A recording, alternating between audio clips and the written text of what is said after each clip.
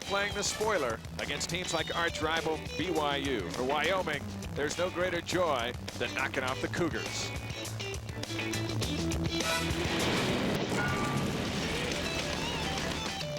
BYU's postseason pulse is barely beating. The Cougars finally put a solid game plan together against San Diego State last week. But with a conference record identical to Wyoming's 1-3, the defending league champions must win 2 of their last 3 games to get into the postseason. Wyoming and BYU are set for a showdown next on Sports West.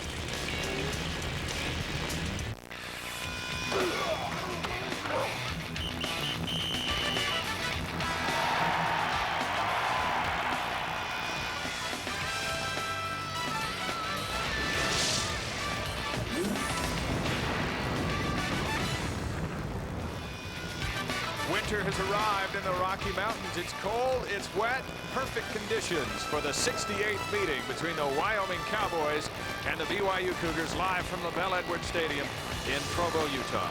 Hi everybody, I'm Dave McCann. These are 2 teams with identical conference records, 1-3, but moving in opposite directions. The Cowboys shot at the postseason over. BYU, they're confident. They get 2 more wins out of the next 3, and the Cougars go bowling once again. Here's the breakdown in the conference. There are 4 bowl games awaiting conference teams. Air Force is in. Colorado State is in. BYU needs to win 2 of the last 3. New Mexico 3 of their last 4. The Aztecs have to run the table, and UNLV needs to win 2 of the last 3. So Blaine Fowler, here we sit. 4 bowl games, 6 teams still vying for them. Well, and from the conference's standpoint, they have got to fill those 4 bowl slots. This is the first year of the contract with these 4 bowls, and there's guys sitting in that conference office saying, come on, we've got to fill 4. You don't want to give them up in the first year of the contract. We're going to see a good quarterback today in Casey Bramlett, Wyoming's gunslinger. We had the chance to watch him last week in Las Vegas. He put on quite a show. Well, he's a big, strong-arm quarterback, and Wyoming really spreads the field out and throws the football around. You look at 356 attempts on the year for Casey Bramlett, 20 touchdowns, only 12 interceptions. And when he's throwing the ball upfield, he's looking for Ryan McGuffey. It's a big group of receivers, and McGuffey is no exception. He will go up, he's physical, he gets the football when he's in traffic. 25 receptions, a 13.0 average, 326 yards, and on 3rd down, he's the guy that Casey Bramlett looks to. Matt Berry played his best game as a Cougar quarterback last week against San Diego State, and Coach Gary Croton told us this week he thinks they've got their groove back offensively. Well, Matt Berry's getting better each snap in practice. He's getting better in each game that he plays in. You see his numbers on the year, 4 touchdowns and 5 interceptions. Last week against San Diego State, he had 3 touchdowns and 3 interceptions, and that's what Matt Berry needs to get better at, is avoiding the interception. Reno Mahe is his go-to guy on the outside. In fact, he's the go-to guy for this BYU offense. Very explosive. You see his numbers on the year. They'll throw him screen passes. They'll throw the ball. Pacific on ABC.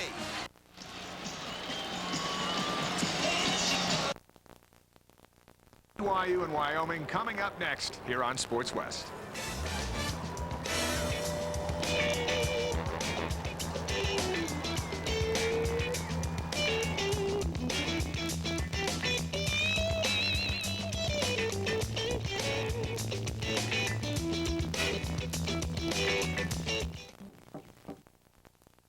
We're just there in a hurry is Ty Tupai, number 97, the first big man to get to it. Little misdirection play, fake here, pitch it back over here to Ontario Smith. But the Cougs, they're all on their feet. They're all running. Ducks did not knock down one Coug there on the defensive line. No place for Ontario to go. 5 carries, no yards, second half for Ontario Smith. But they lead because of gift touchdowns. 1 in the first half, 1 in the 3rd quarter. And they're coming outside with it. And again, the red shirts everywhere. Marcus Trufant is the first one to get there. And here's Todd Hurwitz with an injury update. All right, Keith, earlier in the 2nd period, Matt Floberg took a pretty hard shot. They examined him at halftime, and so Floberg has been determined to have a concussion. He is done for the day. Aaron Gibson, sprained foot. They're going to ice it. They want him to come. Every Sunday on ESPN Classic, the greatest movies. Would you like to play football with us inmates? We're going to play the guards. About the greatest sports. In my book, we're going to be winners. Plus, you get real stories from real people. I was playing for all the kids who never played. Real actors with real moments. The crew actually blew the tag because they started giggling. Real classics where the world of sports and movies collide. Every Sunday night at 9 Eastern, only on ESPN Classic. We got Big John.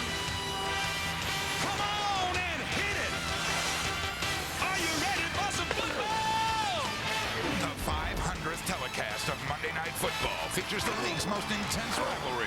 Brian Griese and the Broncos battle the great Jerry Rice and the Raiders. A terrific NFL matchup and historic broadcast. Michaels and Madden are here for Monday night. That's right. This Sports West College football presentation is brought to you by Panasonic Wireless Phones for the way you live. By Dodge, grab life by the horns. Delta, now SkyMiles members can check in from their Homer office at delta.com. And by Crystal Inn, we delight every guest every day, one at a time. Welcome back to Provo. We've got a break in the weather. It's been raining off and on for the last couple of days. No rain now, 46 degrees. There is rain in the forecast with snow a bit later on, but we'll kick off under pretty good conditions. The 68th meeting between BYU and Wyoming. They first met in 1922. And Wyoming has struggled in Provo, just 22-13 BYU's record against the Cowboys here. And the Pokes haven't won more than 2 in Provo since 1972. BYU won the toss, deferred to the second half, so they will kick it off. And the kickoff is presented by the Homestead, an adventurous resort for the mind. Dave McCann, Blaine Fowler are settling in. Important football game for BYU. They're looking for their second conference victory, which would move them one away from becoming bowl eligible. And Leonard Jones lets the ball bounce into the end zone. He puts a knee down, and the Cowboys will start from the 20. And our first look at Casey Bramlett, the junior out of Wheatland, Wyoming. 15 touchdown passes over the last 5 games, Blaine. And he's a real rhythm thrower. He's like a great basketball player. When he gets throwing and has time and gets in his rhythm, he is very, very good, one of the top in the country. For BYU, the key to stopping Casey Bramlett is to get him out of that rhythm and to put pressure on the quarterback. And so that's what BYU will try to do defensively to derail this potent Wyoming offense. Derek Armand, the tailback for Bramlett. He has a rather unique style for calling plays, which we'll explain to you as the afternoon moves on. First play from scrimmage for Wyoming. BYU coming off their best defensive performance of the year. And Bramlett's out of the pocket, in some trouble. And he throws it away. Colby Buckwald applying the pressure. The starting lineups are brought to you by Verizon Wireless. We never stop working for you. For Wyoming, that offensive line is anchored by Adam Goldberg. He's a senior, 322 pounds. A lot of fine receivers for the Cowboys. Scotty Vines had 157 yards last year against BYU. Last weekend, 237 against UNLV. Second down and 10.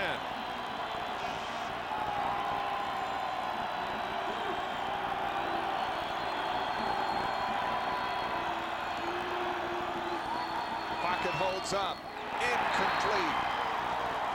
Intended for the tight end, Scott Sorensen. Now a look at the defense, Blaine. Take a look at the defensive starters for BYU. A physical group that really got after it last week. Brady Papinga, the leader in sacks on this team. He really can get upfield. And they've moved the linebackers around. Walkenhorst to the strong side, Buckwald to the weak. It seemed to be effective last week in the change. And a group without Brandon Heaney, who's been an anchor at corner all year. Gennaro Guilford comes back in and starts for BYU out there. They're glad to see number 4 in that secondary for BYU. Third and 10. Pass complete over the middle for a huge play. And Brock Ralph down the sideline is caught, but not before he gets inside the BYU 20. A big first down and the first big play of the ballgame. Aaron Francisco knocked him out, but not before Brock Ralph gets his longest reception of the year, 65 yards. When the key here for Wyoming is the protection. Bramlett able to drop back. Ralph came from the right side of the offense on a crossing route all the way across the field. Barney in pursuit was trailing behind Brock Ralph. And this group of receivers for Wyoming is one of the finest in the country. At the beginning of the year, they were ranked 10th by many publications in the country as a group. And without question, the best group of receivers BYU has seen all year. First and 10 Cowboys from the BYU 15.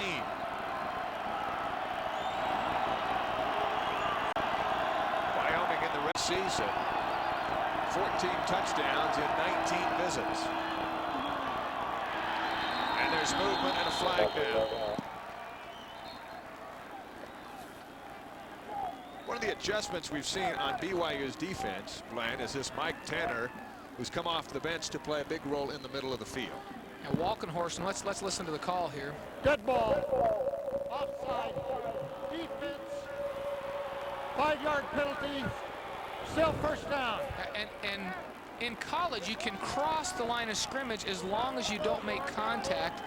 And evidently the officials saw contact there. I don't know if there was contact. The right tackle then moved for Wyoming.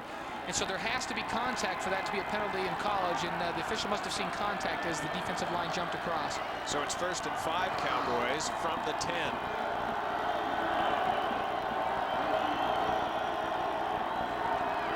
First run of the game for Armagh. He doesn't get much, maybe a yard. Derek Armagh, alongside New Jersey, and it's Mike Tanner with the stop. And Tanner last week, 11 tackles against San Diego State. Yeah, back to your thought from the previous play, Dave.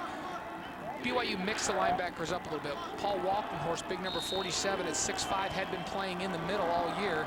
They moved him to the outside, brought Mike Tanner into the middle, and they both seem more comfortable in those spots. Tanner with a real nose for the football, and Walkenhorst doing a great job of defending one side of the field. He's very physical playing over those tight ends. It seemed to work for BYU last week.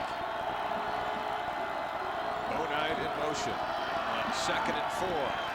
Bramlett, middle of the field, wide open. He spins for a first down inside the 5 to the 3-yard line goes Casey Bramlett. Pretty good runner on the season. He's ran for 4 touchdowns, and he thought he had his 5th. Ryan Gunderson stopped him at the 3.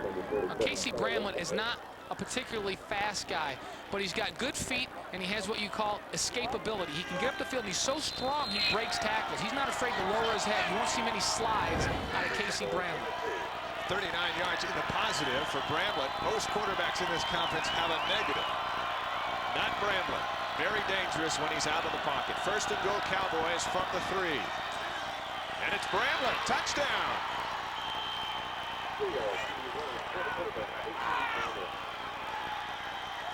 Gary Croton told us earlier in the week a concern for him was 3rd down defense. And it was 3rd down and 10.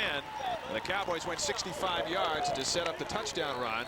And a 3rd down conversion for Wyoming, making the difference as Bramlett now his 5th rushing touchdown of the season. Scott Parker on redshirt freshman. He missed an extra point in overtime last week in Las Vegas. It cost the Cowboys the football game. But he's good on his first effort tonight. 13-14 to play here in the first quarter. And Wyoming has struck first. The Cowboys 7, the Cougars 0, and so it starts our shootout in Provo. I know you. Move it! Get after it! We make a lot of the products you buy better. BASF. You know that I love my chilies, chilies with spice, so nice. There's a place that jazzes up their flame-grilled ribeye and loads their new mashed potatoes with cheddar and bacon. Chili's. Want more flavor? Come to Chili's. Beautiful women are being victimized all over this city. Day in football packed into one show. Oh, that wacky AFC. And he gets him. Chris Berman and Tom Jackson. All the score, stats, and highlights. He could go off the way. Every game, every finish. This is a ball club with great balance. If you missed it, if you saw it, if you just gotta see it again. And he makes the catch. Wow. NFL Primetime, 7:30 Eastern, Sundays on ESPN. I'm Max Kellerman. I want to tell you about my new show, Around the Horn. Special primetime event, Wednesday after The Bachelor. Over 3 million times. From here, and here, together. In a daily discussion about who's better than who, and who knows more. And I'm keeping score. Around the Horn, a full-contact sports show. Weekdays at 5 Eastern on ESPN. Wyoming goes 80 yards in 6 plays, and Bramlett runs it in from the 3. They didn't waste much time getting on the board. It's 7-0 Cowboys. And Scott Parker is ready to serve it up. Kish Beverly and Reno Mahe. And this one's into the end zone and out. And like Wyoming, the Cougars will start from their 20. And redshirt freshman Matt Berry, coming off his best week as a Cougar quarterback, completed 19 of 31, 280 yards, 3 touchdowns. He was picked off 3 times. Gary Croton says he's getting better and better every practice. Boy, the key for this BYU offense is that Gary Croton feels more confident with the mental part of the game with Matt Berry in there now so that he can add more offense each week in practice. So BYU has a little more offense in this week than they did last week. Marcus Whalen. Big gain on first down. Nate Young with the stop. Now the BYU starting offense. The Verizon Wireless look at the offensive line. Reichert, Christensen, Jackson Herring, and Brandon Stevens, a sophomore out of Logan. Andrew Ord will see a number of BYU receivers like Wyoming, but Ord starts with Mahe, the big tight end Spencer Need, Wilkerson on the other side, and Marcus Whalen, who BYU needs a very big game from, on second down and 1. And Berry complete. Spencer Need, first down across the 35, close to the 37. Tyler Gottschalk on the stop and wheel here. Gottschalk all day long, Blaine. A group that has to have a good game. Brandon Cassman, the most experienced. This defensive line has got to get pressure upfield. And the linebackers, Gottschalk made that tackle, the leading tackler on this team. He is all over the field. And a young group in the secondary. We've got 3 JC transfers in that secondary. And Guy Toole played as a freshman. He's just a sophomore this year. He's a guy that comes up and hits people from that secondary at strong safety. Dazzle on first and 10. And Mahe, it's well defended, but Mahe shakes one Cowboy and turns a would-be loss into about a 7-yard gain. And it's Gottschalk on his second consecutive defensive play. We'll take a look, and Gary Croton coming out very aggressively, going to go with a toss strong to Marcus Whalen and then hand it back to Reno Mahe. And this is where Mahe's at his best. He just makes people miss.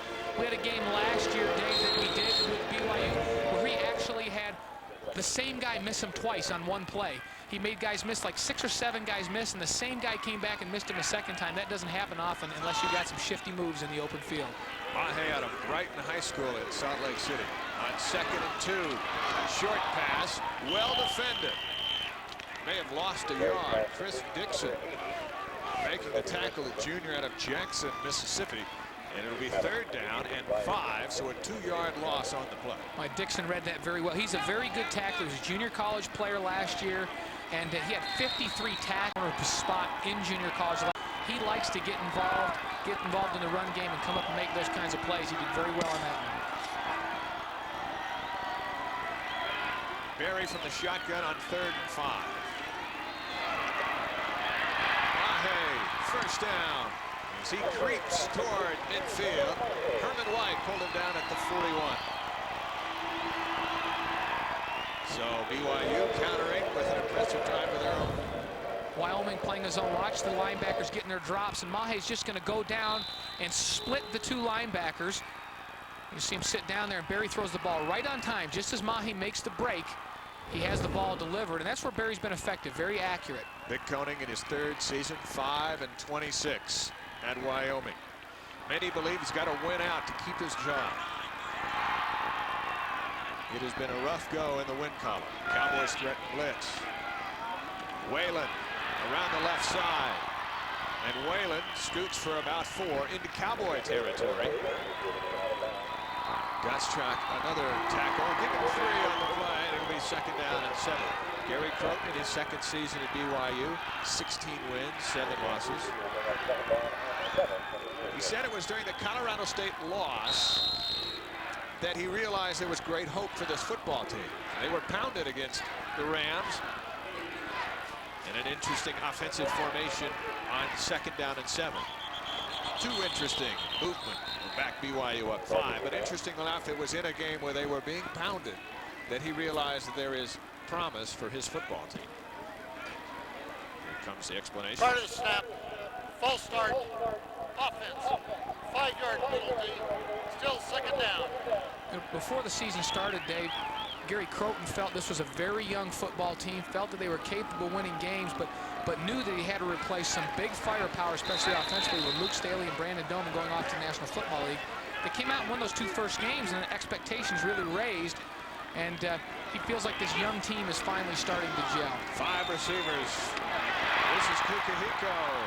First down yardage for BYU, just enough. Kukahiko gets to the 40. Tom Vincent out of Riverton High School, Riverton, Wyoming, with the stop, but for young Jason Kukahika, that's his 7th catch of the season. As you watch Matt Berry today, watch how short his motion is. He's got a very compact motion. He can get the ball off quickly.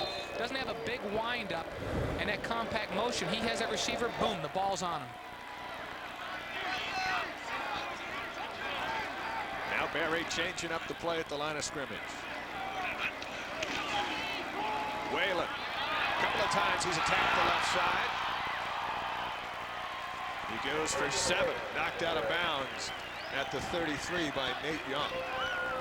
Boy, Nate Young, second on this team in tackles with 7. He's had to make an awful lot of tackles for a defensive back this year. Runs the football well, and BYU doing a good job of getting out in front of Whalen. Whalen has sprinter speed. He ran a 10.600 meters in high school, so if he turns the corner, he is very difficult to bring down. He's very difficult to catch. 2nd down, and now another look at this most unique formation. 2nd and 3 from the 33. Screen pass. Is it a fumble? I think it is. It's picked up by the Cowboys, and now a very late whistle out of the backfield. That's an incomplete pass. Interesting, Blaine. The line judge was watching the whole play and never blew his whistle. Well, and it was a real late whistle, and Vic Coney's going to argue that that was a backwards pass, which would mean it would not be an incomplete pass, but a fumble. And the BYU players just stood around. The Wyoming players alertly picked the football up, and then the referee overruled the call, blew the whistle, and said that it was a forward pass. Very close play. Guy Toole picked the ball up, was heading the other way. So a break for BYU, 3rd and 3. It's the 10th play of the drive for BYU, their first offensive possession of this first quarter.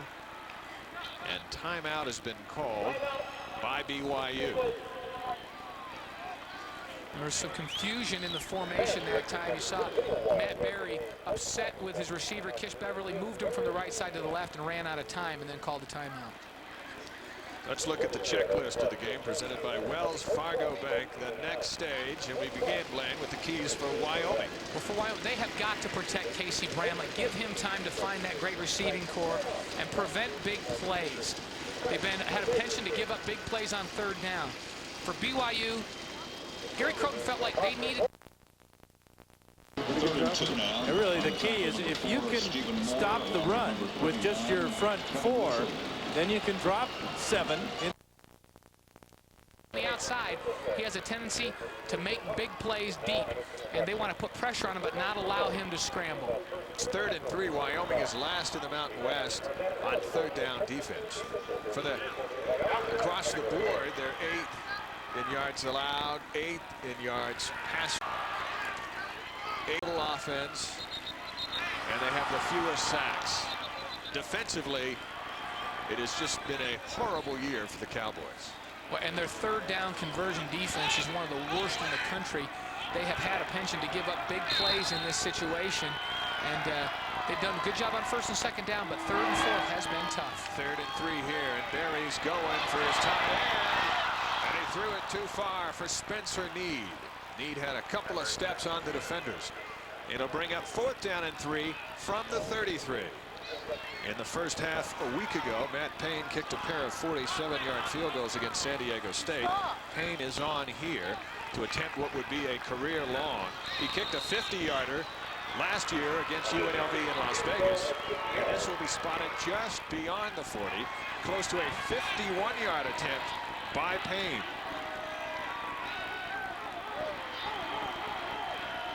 And on this cold day, Payne misfires. So the Cowboy defense holds. They run off the field with their fists in the air. 7-0 Wyoming. You're watching college football on Sports West. And we're back after a message from your local station.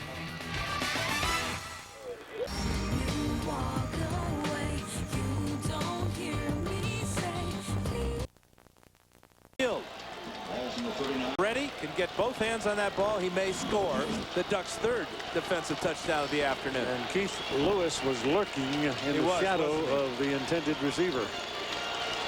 Got to look out for Lewis. He's got 4 picks on the year. It's another big 3rd down play for Washington State. 3rd and long 3.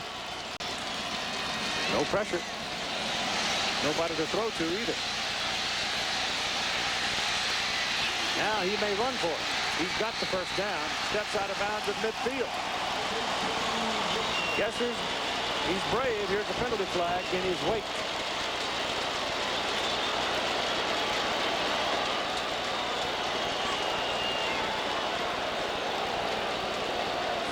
Look about the penalty. It's coming. Personal foul on the defense. Hand to the face. The way the Cougars were retreating, it looked for all the world like it was coming back. But the call goes against Oregon. Personal foul. That's their attention at halftime talking about those penalties. Huge. This is bigger than that, Keith, if possible. Gesser just really brings you to the edge of your seat watching him buy time, patiently searching for a receiver and then having the speed to pick up the first down, and now the bonus with the personal foul. Quite a sight on the mountainsides here in Utah Valley with their first dusting of snow this afternoon.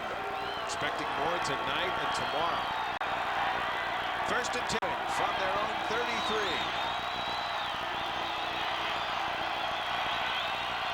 Kit Bradshaw in the backfield. He gets the carry running straight ahead and into the arms of Mike Tanner and friends. A short gain of a yard. Second down and 9. Well, for BYU to be effective, their defensive front has got to get pressure up the middle. That time, Efo Peely did a nice job on a little stunt to come to the inside, and Mike Tanner from his middle linebacker position stepped up. Very difficult running in that middle since Mike Tanner has been there. Look at Bradshaw again. Now it's Bramlett. Incomplete. Flag will come down. Brock Ralph was the intended receiver, but Ralph was bumped. And this BYU secondary is in for an enormous challenge this afternoon. Well, this group of Wyoming receivers are very big, and they can go up and get the football, and they run very well. Defensive coordinator Ken Schmidt looking on. Pass interference. Defense. 15 yards. First down. Now take a look as Brown was trying to go to the corner route on the outside. James Allen is in coverage. And then take a look. The ball is thrown about 5 yards out of bounds. I think that ball's on the ground before James Allen gets there. So Wyoming, the recipient of a call on that one that probably shouldn't have been thrown. Nonetheless, moving the football. Cowboys right at midfield. Three-man rush. Bramlett with all day. Drops it off to Bradshaw. And Bradshaw is wrestled out of bounds by Buckwalt. Not before picking up 6. It'll be second down and 4. Well, for Kit Bradshaw, he typically is the guy that draws the blocking assignments. He's the most physical of the Wyoming backs. Just a sophomore out of Evergreen, Colorado. And very, very physical player, but he has good hands. Backfield that time is a safety valve for Casey Bramlett and picks up good yardage on first down. Wyoming will run 90% of their offense out of the shotgun. Buys Bramlett an extra step, and with that step, he throws complete for a first down to Scotty Vines. Vines defended by Chad Barney. Wyoming is on the move again. You know, that receiver group, we talked about how big they are. Here's the regulars. Brock Ralph, 6'3". Scotty Vines, 6'2". Not only is Vines 6'2", but he's got a 35-plus inch vertical jump, the former basketball player. Malcolm Floyd is 6'6". Ryan McGuffey, he's the little guy at 6'1". So this is a very tall group of receivers that give defensive backs fits. And it's the little guy, McGuffey, that's 4th all-time in receiving at Wyoming. Bradshaw close to another first down. Stopped just short at the 30 by Aaron Francisco. He's second down and about a half a foot for the Cowboys. And take a look as Wyoming is successful throwing the football upfield. The run game, the draw, trap, and draw game will be better. This is not a run first set the pass team. This is a throw it, spread the field out, and run as a counter to that team. Bramlett backs up. They'll call a play. He'll go to the line, look things over, and then step back, and they'll call in a new play. Maybe their home fans don't like it. Bramlett over the middle. A man's open. Overthrown. And Ryan McGuffey, the intended receiver. We'll watch this all day, Lane. They'll actually look up to the side. He'll go to the sideline. Coach in the booth has looked for defensive indicators, and then he changes the play to Bramlett. Well, and Bramlett had a wide open receiver in Ryan McGuffey this time behind the defense. That was a short touchdown working against Kip Nielsen, but Derek Armois hit hard on 3rd and short, and he may not have made it. But with the field goal situation of Wyoming, they're in 4-down territory, even if he did come up short. Well, and that's the way you have to play an airborne running back. When the back goes up, you've got to go up and meet that back. And BYU's defense that time did a heck of a job. See Mike Tanner there. Gary Croton described him to us as a thick player at 242. He's got these dark green eyes, and he's full of intensity. That's the last thing you want to look at as a quarterback. Look at always see a guy staring at you with green eyes, ready to come at you. Well, and Tanner is very good at getting up and underneath the blocks. He's able to attack the line of scrimmage and get up and underneath blocks very well. Well, you see how short it is. So let's see what Vic Koenig does. The longest field goal his kicker has made all season is 23 yards. Well, and with the kicking situation, now their All-American kicker Wallum is out for the season with an injury, and I would think that at this distance, there's no way they're going to kick a field goal. 4th down, 6 inches. Bonite, a wide receiver at the tailback. He's either going to throw it or he's going to sneak it. Cowboys 14 of 19 on 4th downs this season. Without a tailback in the backfield, now he moves out. And it's a sneak. And it looks like Bramlett got just enough. And a 1st down for Wyoming. Well, and when you've got a 6'4", 220-pound quarterback and as strong as Casey Bramlett is, that's a good call. You run some motion out of the backfield you drop one player for BYU, the outside backer, Colby Buckwald has to go out and respect that, and you use that big frame to get a 1st down. A good call by Wyoming in that situation. So they'll continue the drive with a new set of downs at the 29-yard line. Cowboys are leading 6, and they're looking for more. Guide in motion. Bradshaw in some trouble.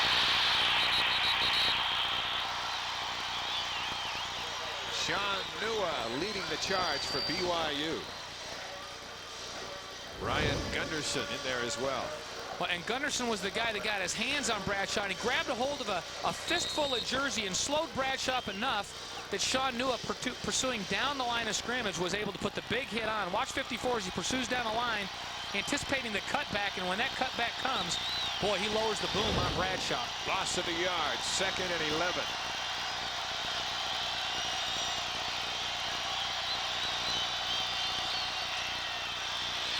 Throwback into the dirt from McGuffey. It'll be 3rd and 11. McGuffey had a couple blockers ahead of him. Well, and the play was very well set up, but the problem was Bramlett needed another half a second to be able to get that football off. He was rushed by Sean Nua, threw the ball too early, and couldn't get it to McGuffey. Legal problems for McGuffey. Had him suspended week's game at UNLV. We got some things worked out, and he's back in. 3rd down and 11.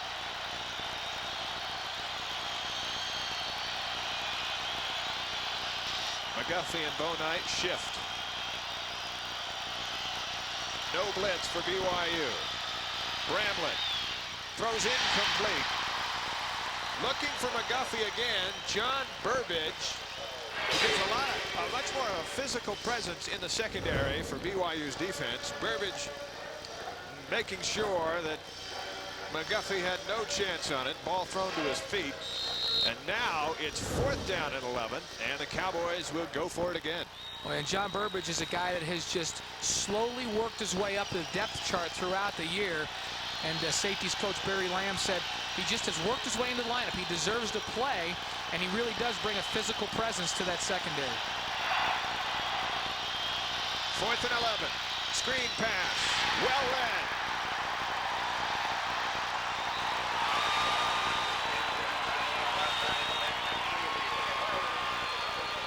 Colby Buckwald all over Bradshaw, and BYU takes over the ball just shy of the 29-yard line. And Colby Buckwald is coming off his best game as a Cougar last week against San Diego State. He was all over the field. Him playing at weak backer has been a real natural for him. Last week they moved him over there. He can really use his speed. He's a 4.5 sprinter, the fastest of the linebackers, and he just slips underneath the lead block and makes the play. A good read by Colby Buckwald. Barry back to work from the shotgun on first down.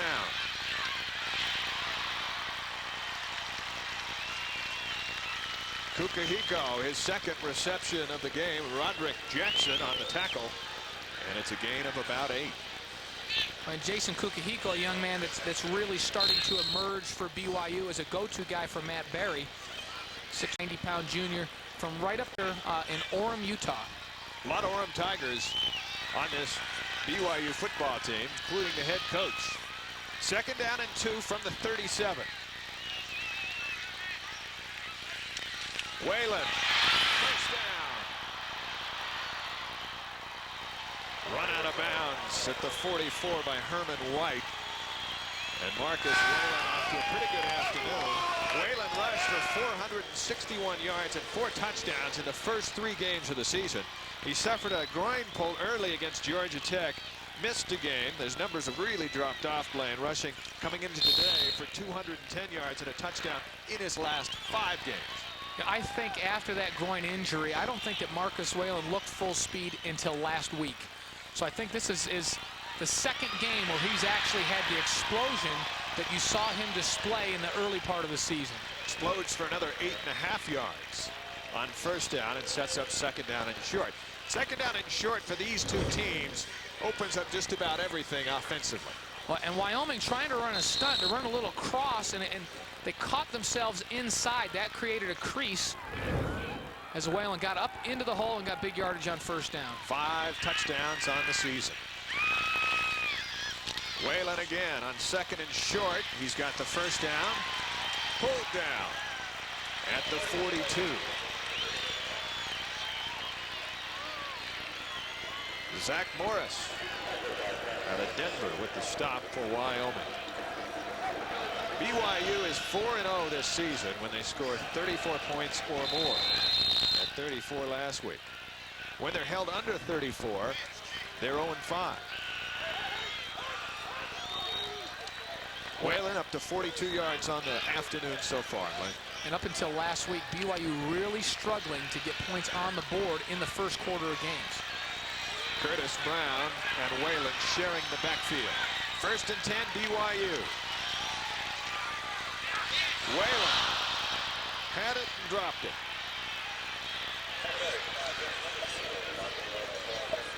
Well, Whalen was already starting to make a move. He had Jay McNeil and Chris Dixon breaking on the ball. He was going to be hit for a short gain unless he breaks a tackle, but he made that move before he had the catch and dropped the football. Second down and 10. Christensen and Ord break huddle and run toward the BYU sideline. Whalen in the backfield with his tight end Gabe Reed. Spencer Need in the game as well for BYU. Second and 10. It's Whalen again. He's inside the 40 and stopped at the 38 by Guy Toole. And it'll be third down and about 4, maybe 5. Guy Toole, a physical player in the secondary as BYU tries to run it right up the field. But for Wyoming, too many tackles made by the secondary this year. Toole was honorable mention All Mountain West Conference as a freshman and a very active player in that secondary for Wyoming. Brown and Whalen in the backfield with Matt Barry, and Cowboys have called for a timeout, and we'll take a break with them. For Marcus Ben. He did everything you possibly could do except knock the ball down. He knocked the ball up in the air. Darling didn't even break stride. He saw it in the air, gathered it in for 6.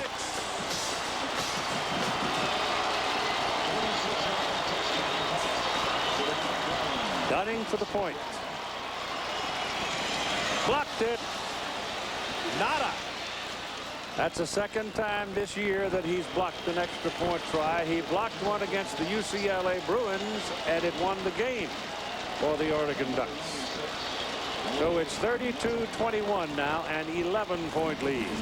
Jason Gesser's 4th touchdown pass of the afternoon, and Oregon had a deflection earlier in the game with a reception by Reister. How about that awareness of where the ball is entirely by DeVar Darling. Binns pops it up in the air.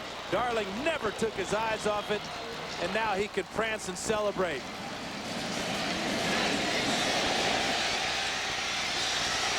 Marcus Binns with good coverage, but not good enough.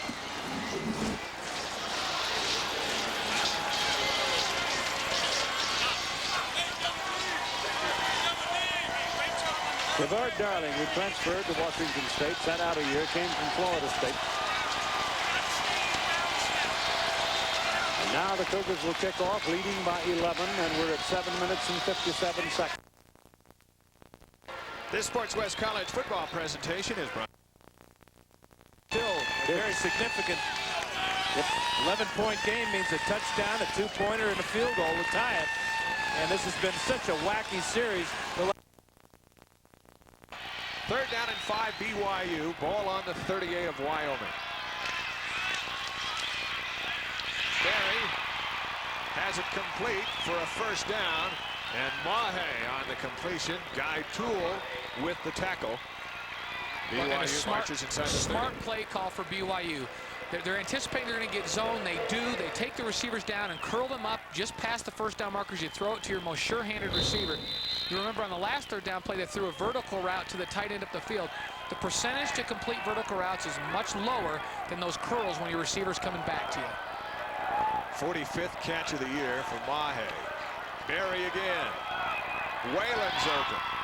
And Whalen for a short gain. Diving close to the 25. Chris Dixon in on another stop for the Cowboys.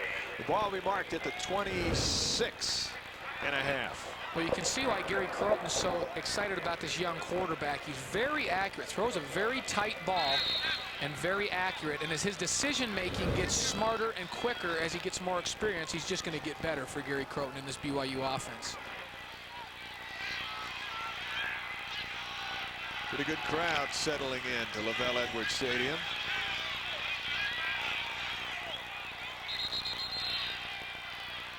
A couple of more whistles and a timeout call. It's like timeout BYU, and it is with 3:08. We'll keep it right here. BYU will stay home and have New Mexico in next Saturday, and Wyoming will go home to take on the University of Utah. Now, these two teams had some great games over the years, some in just horrible weather conditions. Last year, it was a battle on the scoreboard. Luke Staley gave BYU the lead late in the game. The Wyoming Cowboys marched downfield.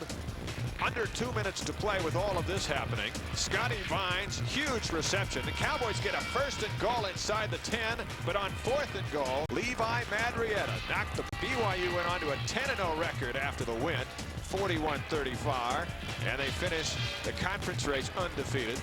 This was back when all the BCS talk was high and mighty, Blaine, and that was an enormous defensive stand over there in Laramie. Well, and this game really hasn't been much different. Casey Bramlett was throwing the ball around last year in Laramie. He's doing that again here. And for BYU, different people on offense, a whole different group of skill people. The one guy that's had a big hand in BYU's offense so far in this game was there last year, and that's number 20, Reno Mahe. Bramlett threw for 358 yards and a score. Gary Crowton says, you know, this BYU defense is just different enough from last year that he thinks it can make the difference in this football game. 7-0 Wyoming. 2nd down and 8. Mahe again. 1st and goal from the 10.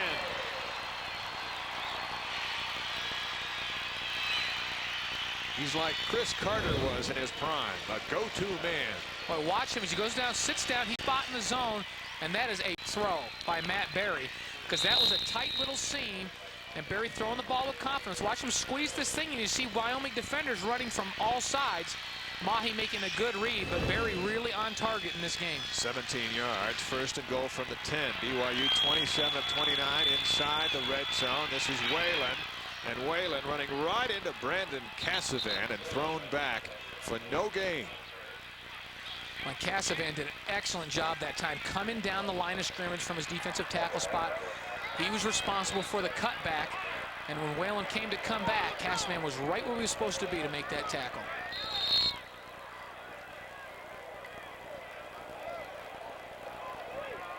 That offensive front, 257, 286, 259. BYU with some huge horses up front. And Whalen lines up deep behind Matt Berry on 2nd and goal from the 10. Andrew Ord. A lot of running for just a yard. And Chad Bueller, the defensive tackle, shows off his mobility, and they cut that down. He ran 30 yards for 1. Well, Ord was lined up on the numbers on the left side of the field and comes around. And Wyoming did a great job of staying home that time. The corners and the safeties on that side of the field stay back. And Gottschalk has always got a nose for the football, and he ran to that one and finally took the legs out from under Andrew Ord on that inside reverse. 3rd down and goal from the 10. Well, we'll keep our eye on number 20. See the numbers there for BYU on 3rd down. Berry looking for number 20. Now he's in some trouble, and he is going down. Zach Morris on the sack. He comes away with the football. And the officials have yet to rule. Is it Wyoming ball? I believe it is.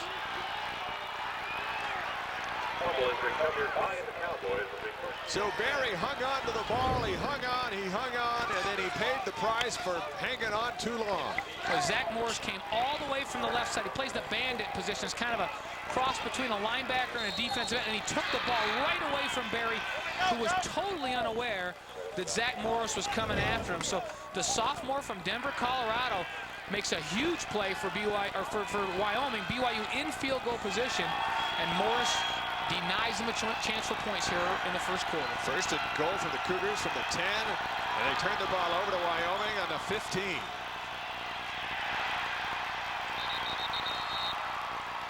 Not much on the ground for Armagh. John Denny leading the pursuit.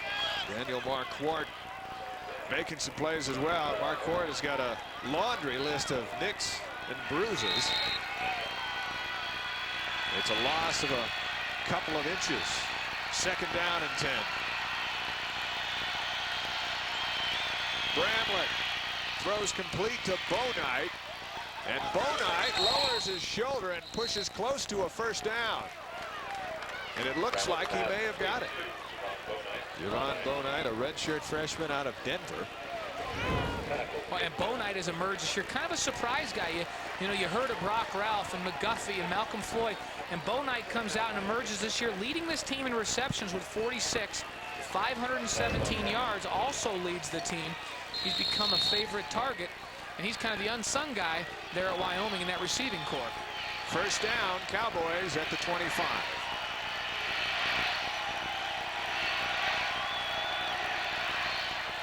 Armagh attacking the middle again, this time for 2 yards.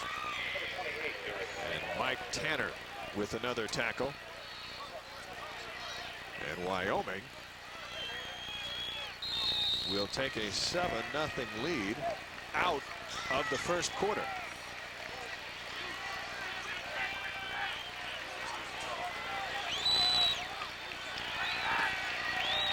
And time will expire. And that is it. So the Cowboys score on the first. Here. Now with quadra-steer 4-wheel steering, it's the most. The games that became classics. The athletes that became legends. The moments that became history. They're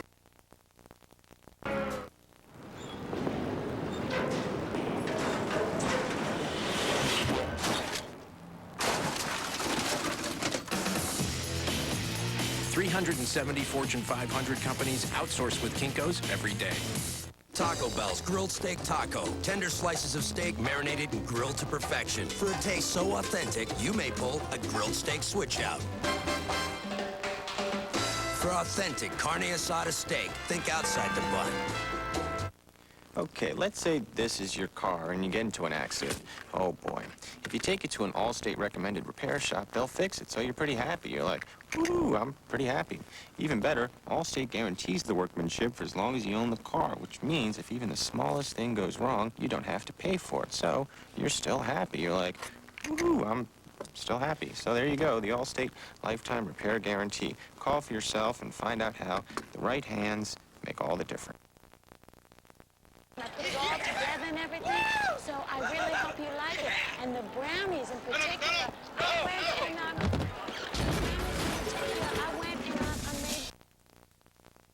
Shut out in the second half. He had 64 yards in the first half. And in the second half, he's carried the ball 5 times and no yards. Terrence Whitehead, who's done the bulk of the work at the running back position. It's obvious that Ontario is gimpy. So from the 20, here come the Ducks now. As Jason Fife throws to Jason Willis. And Jason Willis looks and sees the thundering of Will Girding in his eyes, and he dropped the ball. And part of the reason why Terrence Whitehead is in the game is he's a better passer.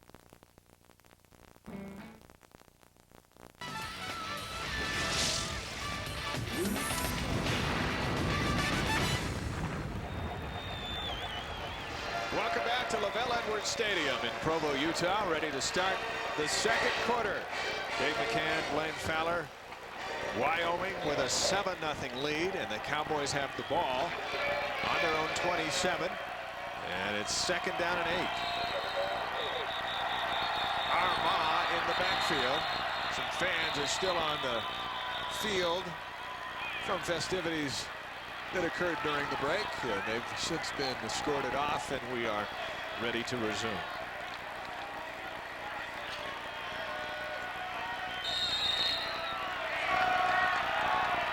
Casey Bramlett already a pretty good field in attacking the BYU secondary, and Bo Knight dives for a couple. It'll be third down and about 3. First half numbers are presented by Delta Airlines. Blaine? Well, when you take a look here, both teams able to move the football in that first half. Both quarterbacks looking particularly sharp. Now, Wyoming had the big play. That's the difference. The big play to Brock Ralph down the left sideline on a crossing route is the difference in this football game. And a turnover denied BYU the scoring opportunity at the end of that last drive. Third and 3. Bramlett, man wide open. It's Bo Knight. And a first down. He streaks right up the BYU sideline. Knocked out at the 41 by Kip Nielsen. Not before another first down for the Cowboys. You look at Bo Knight's numbers, the leading receiver on this Wyoming team, and that's saying something because this is a good group. And Bramlett with plenty of time. Bo Knight just got to the outside. A blown coverage by BYU. Nobody within 10 yards of Bo Knight as he sat on the sideline on that little out route.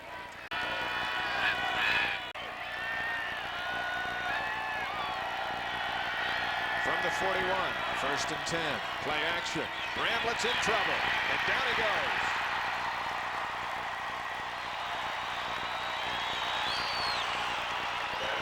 Mike Tanner's first sack in his second career start.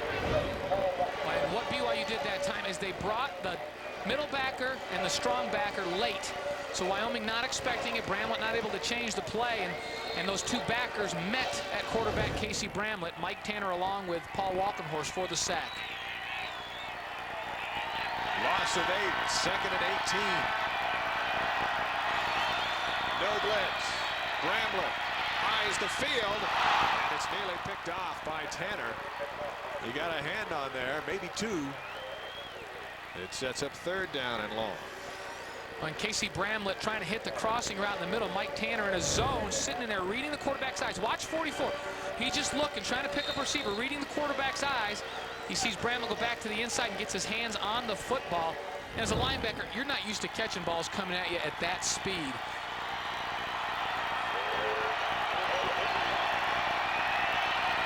Third and 18. No blitz. Bramlett with all day, and he launches a rocket for an open Brock Ralph. It falls incomplete, and the Cowboys will punt it away for the first time today. I talked earlier about how difficult it is to hit vertical routes when the receiver's running away from you. It just takes a perfect throw. You've got to take a chance on some of those, and Ralph was open, but those are tough. You got about a 1 in 10 chance to complete a ball like that. Luke Donovan comes on to punt. He averages just over 41 yards a kick. He's had a couple of them blocked. Longest of the year, 56 yards. Reno Mahe waiting on the BYU 25. And it's not a good one.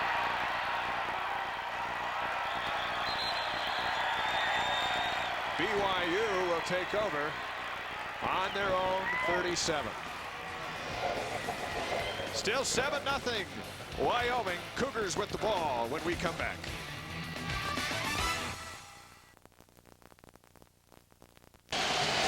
Archulano has to come out of the ball game for a moment. He may have just run out of wind because he has really been working hard. 5 throws quickly, goes dropped.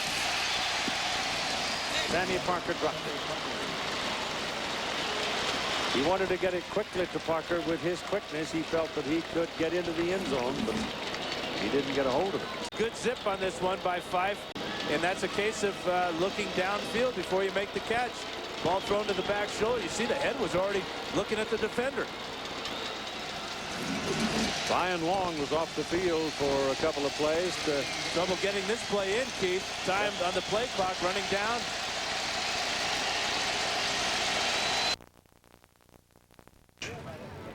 Brownies. Show blitz. And they pitch it to Hari. Hari wants to throw it, and Hari's going to be taken down back outside the 20-yard line by Jeremy Bohannon. For the second week in a row, late in the ball game, Jerry Bohannon has made a big play. It was Bohannon who locked the legs of the Arizona State quarterback. That's Wally, no! Zerbiak, get out here! There's a line.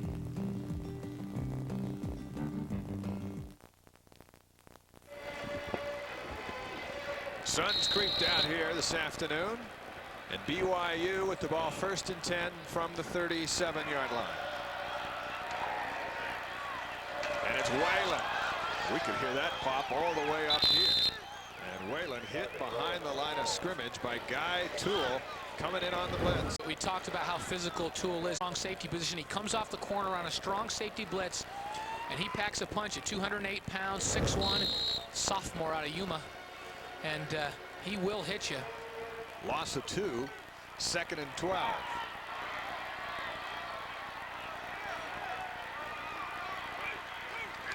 No blitz. Pocket holds up, and Mahe's got another, and he slides for the first down.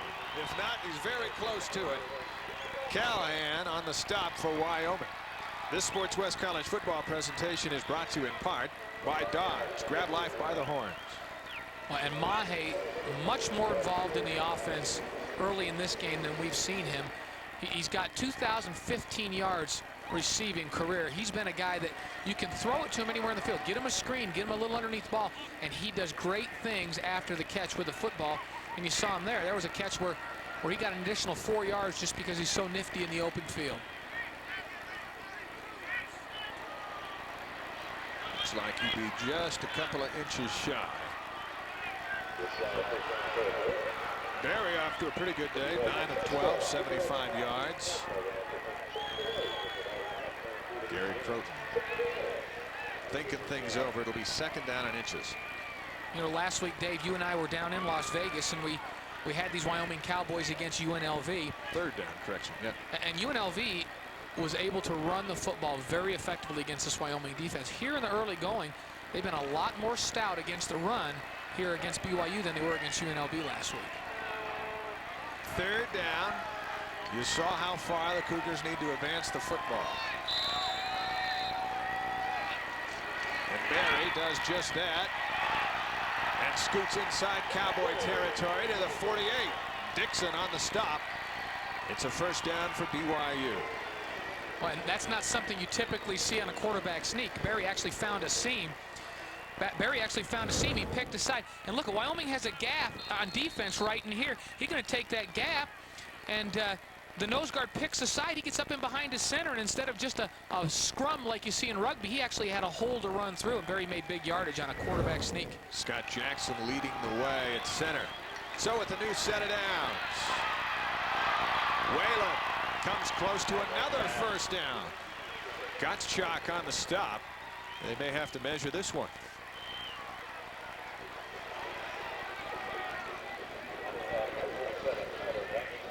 Looks like he'll be shy by about a half a foot. It'll be second down.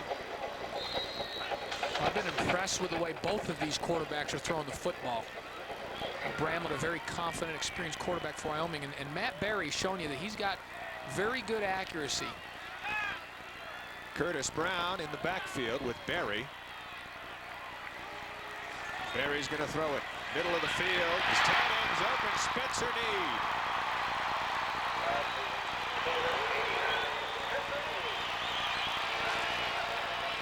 Need at 6'5".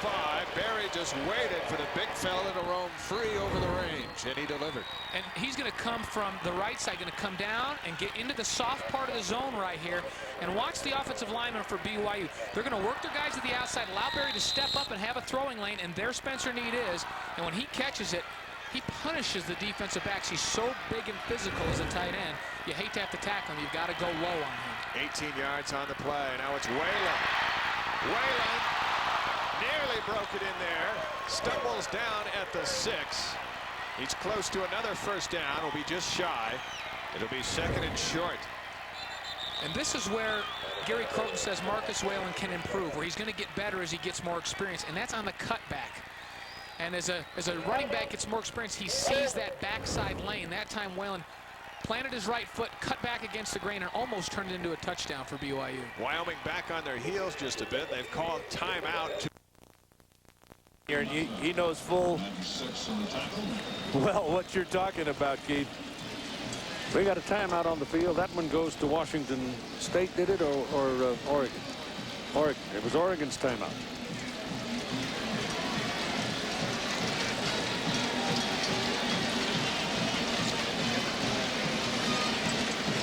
The top 4 teams in the BCS standings, Oklahoma has Baylor, Texas Tech, and Oklahoma State, and then the Big 12 championship game. And that could be the wild card thing. Maybe. Yeah. And that could be a troublesome thing right there, because they got beat today. Yeah. And Keith, if Oklahoma were to lose to one of these 3 teams, and if Texas wins, they could go to the Big 12 championship game. Yeah. Well, Texas is still in the hunt to go to the Fiesta Bowl championship game. I mean, it's possible. I guess it's possible that Washington State could be thinking about it. But I didn't hear anybody talking about it. They're talking about the Rose Bowl around here. And when you've only been twice in 65 years, I don't know why. No, you just want another hat. Well, I'm happy for him. He's done well. They're going to run it with Tippins again on second down. Really are. I didn't think I was going to be able to walk again. These are their stories. This is the award-winning Sports Century. 8 p.m. weeknights on ESPN Classic. Get ESPN Classic. Call your local cable or satellite provider now.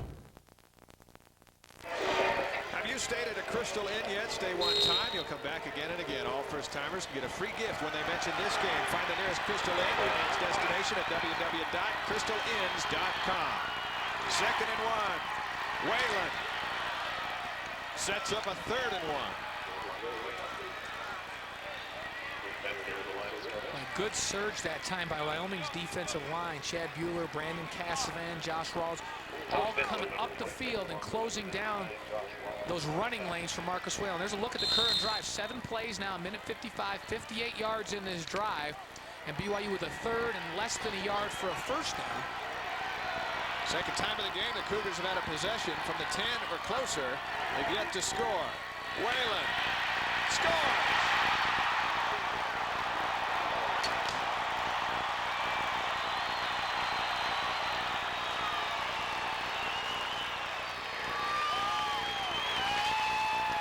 Rushing touchdown number 6 for Whalen for a team that needs 6 wins to get into the postseason. And a pancake block by Quinn Christensen, a good seal block by Scott Jackson out in front.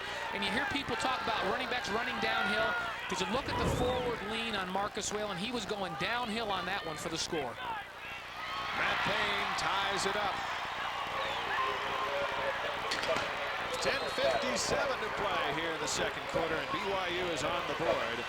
Marcus Whalen running it in. And while BYU celebrates, we'll acknowledge the R.C. Willey Scholar Athletes for this week. For Wyoming, center Trenton Franz, a sophomore majoring in engineering.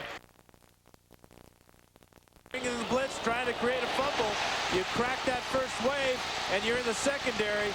Great tackle by Lewis to prevent Green from getting in the end zone. Crowd loving it and roaring, but on the other side of the field, there's Keith Lewis, who's one of the most valuable defensive players in the Oregon team. And he is hurt. He's either his hand or his wrist. And he's in pain. It's first down at the 28-yard line of Oregon. Gesser hands to Tippins. And Big John just bangs in there to get the clock rolling. Oregon now is without a timeout to stop the clock. Minute and 20. Pleasantly surprised though, Dave. Snow and rain and wet weather was predicted, and it's an absolutely beautiful sunshiny day.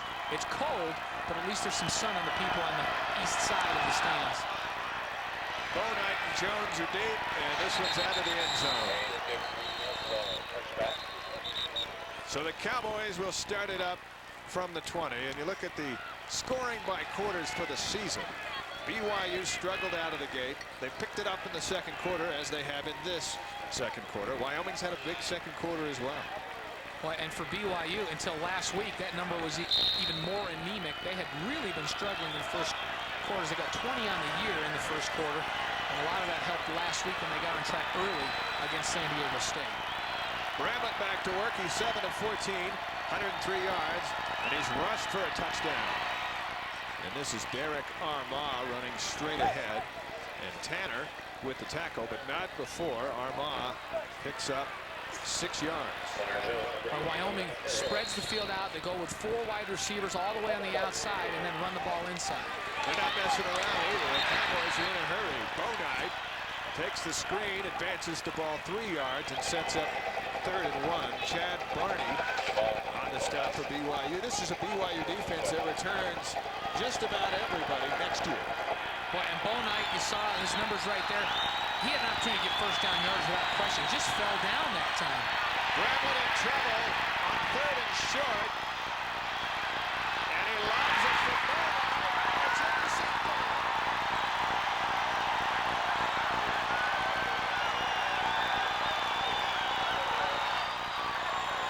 Michael Madsen, his first interception of the year. And Bramlett's going to come out. He's going to come and roll all the way to his left and watch him watch downfield. And my pen's not working so well today. But Michael Madsen's going to stay with his receiver the whole time.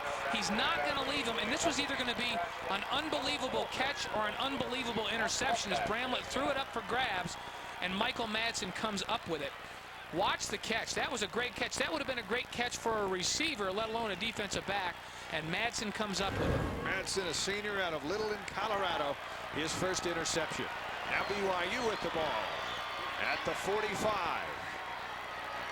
The intensity of this game has really picked up as Berry goes down.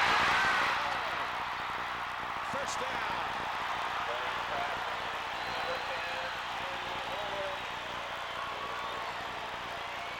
Ward pulled down at the 26 after a 29-yard pickup. And this is an impressive throw. The ball thrown relatively flat. That's a throw that if you hang it up, defensive backs can close on the football. It was a long throw, and he threw it with a low trajectory and a lot of velocity on the football. Excellent throw to Andrew Ward by Matt Berry. Curtis Brown in the backfield with Berry. 1st and 10 BYU from the 26. And this is Curtis Brown. Brown gets to the 21. Nate Young on the stop.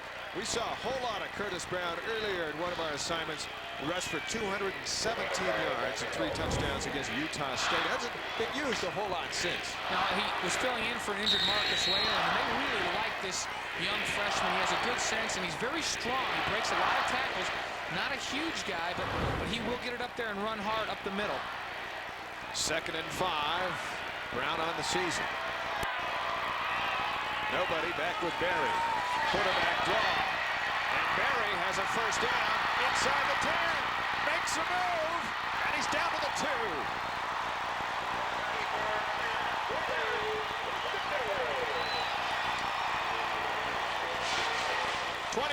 yards for Matt Barry. And he lost his shoe.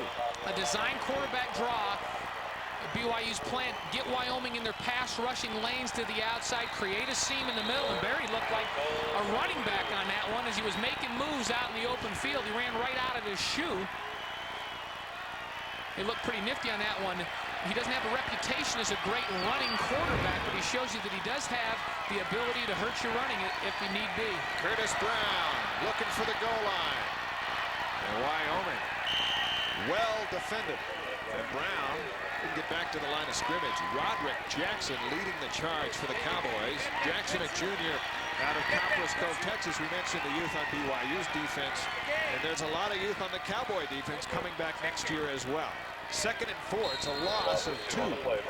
Boy, and the entire Wyoming defense played that play perfectly.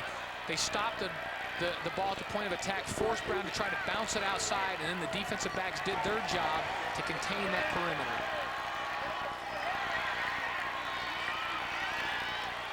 Barry waiting, in trouble, and sacked. Chad Bueller. And that is the 2nd time that Matt Barry's held onto the ball way too long, and Wyoming's come up with a big play, and Barry getting up a bit gingerly. Well, and as Matt Barry gets experience, this is a ball he will throw away. You can't take losses on sacks down close to the goal line. And he's got receivers running the back of the end zone. And whenever you have that, you can throw the ball out of the back of the end zone. They'll never call a grounding on you. And Barry looks like he's dinged up on the play. Going to go out. Brett Engelman will be the quarterback that will come in and replace Barry. Engelman's numbers, 116 completions, 8 touchdowns.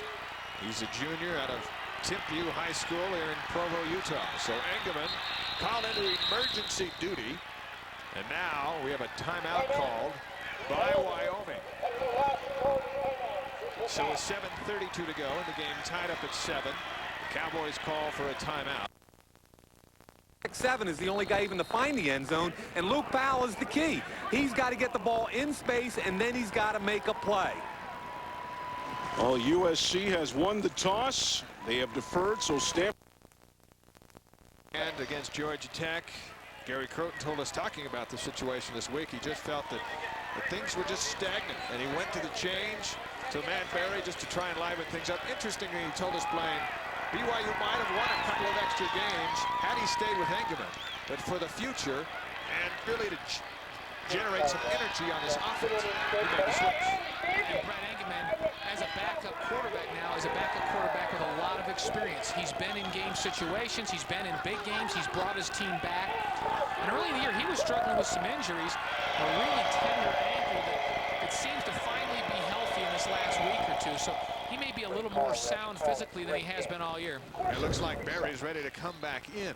Let's take a look. And as we mentioned, as he gets more experience, see if we can see how he gets twisted up or what happens. He just had his wind knocked out. But he will learn as he gets more experience that as he feels that pressure on 2nd down on your goal line, you throw that ball out of the back of the end zone and come back and play again on 3rd down. So Engelman goes out, Barry comes in. So without even a play, Engelman's back on the BYU sideline, and it's 3rd and 15 from the 15 for BYU. Wyoming's timeout actually helped Barry get back into the game. Barry to the end zone. Touchdown!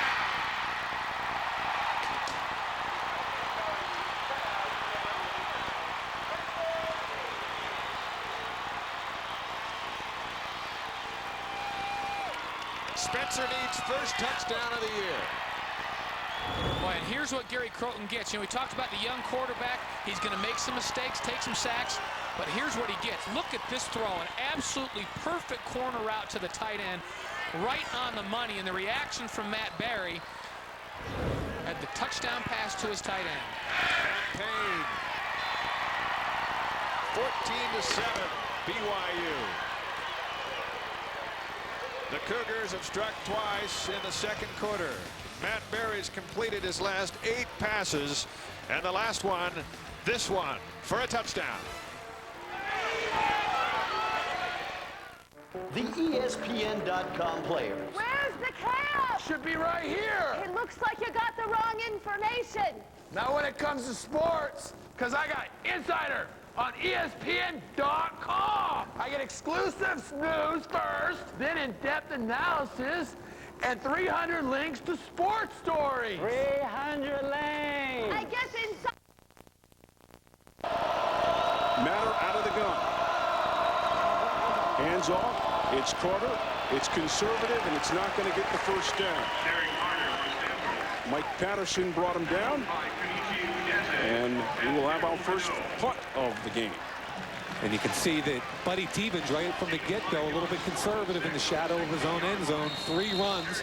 He did try the old Steve Spurrier reverse on second down.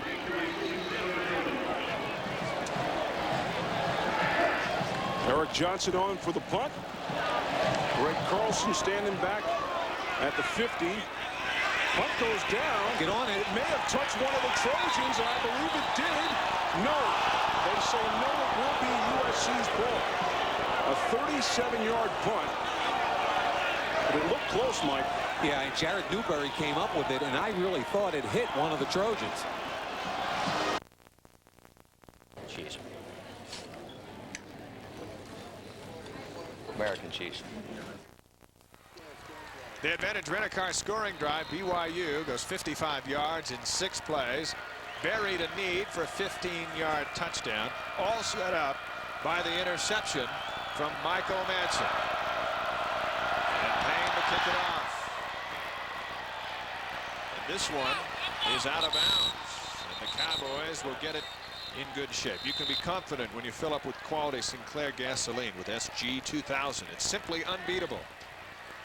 Well, Dave, this is when this Wyoming offense has been at its best. When they're behind, Casey Bramlett seems to be able to dig down and find something to bring his team back, especially in the last 4 or 5 games. They've been able to move the ball and answer. Last week against UNLV, just come back time after time when they had a deficit. No score is safe when you're playing the Wyoming Cowboys. Barry, that second quarter, 87 yards and a touchdown, no incompletions. And he finished the first quarter, completing 3 in a row. Bramlett trying to get it right back. Throws complete. And Vines gets 6. Kip Nielsen on the stop for the Cougars. Second down and 4. Well, Scotty Vines is an interesting story for the Cowboys. Has some Utah ties, actually.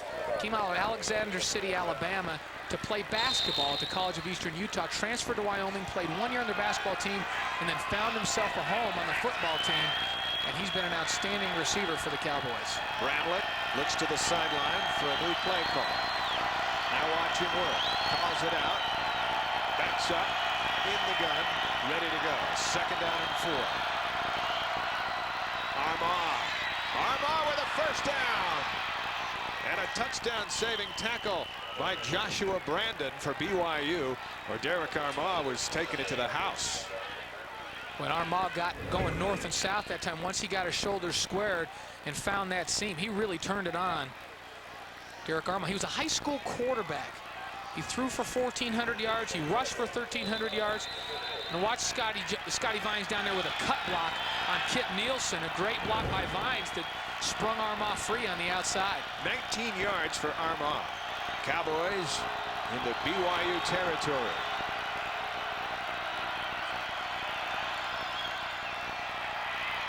Leonard Jones.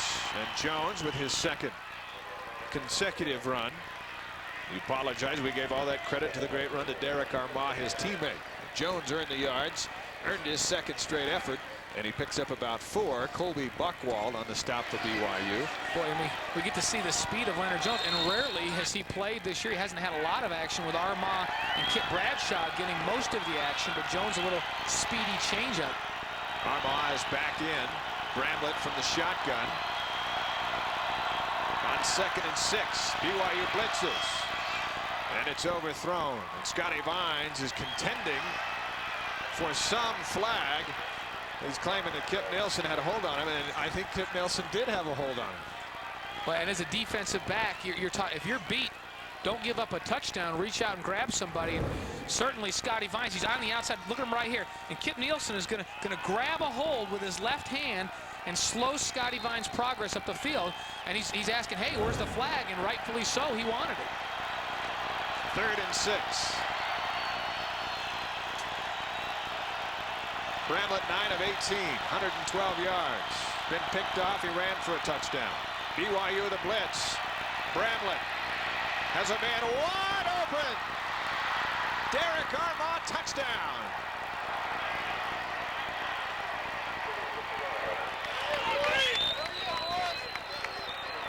"36 yards, longest reception of the year for Armand. We heard Gary Croton talk about it all week long. Casey Bramlett is most dangerous when he's out of the pocket, and he has a number of weapons to go to. And the reason he's most dangerous, his receivers do a great job of turning it up the field when they see him on the run. Scotty Vines was covered on the sideline when Bramlett broke containment. He turned it up and got the touchdown. Extra point is a knuckleball that gets through and ties the game at 14 with 5:58 to play. So the Cowboys answer right back, and you're watching college football on Sports West. And we're back after a message from your local station. Think you've got college football covered? Think again. Now you can get up to 12 additional games each week with the ESPN Game Plan College Football Pay-Per-View Package. The best games, the major conferences. It's maximum college football. But you can't just tune in. You've got to order the ESPN Game Plan College Football Pay-Per-View Package. To order, call your local cable company, DirecTV at 1-800-DirecTV or Dish Network at 1-800-333-DISH. The games that became classics. The athletes that became legends. The moments that became history. They're all on ESPN Classic. Explore the best in sports history through programs that take you inside the game, the life, the moment like no one else can. Call your cable or satellite provider and experience ESPN Classic. You know, we at ESPN were always complaining about how there weren't any good places for sports fans to eat. Look, it's a hairnet, it's the law, all right? So we opened ESPN Zone. Non-stop sports coverage. Tons of cool games. And really terrific food. He got it. She got it. They got it. But really, ESPN Zone's a place where everybody, even Grandma, can let loose. Booyah! Have fun.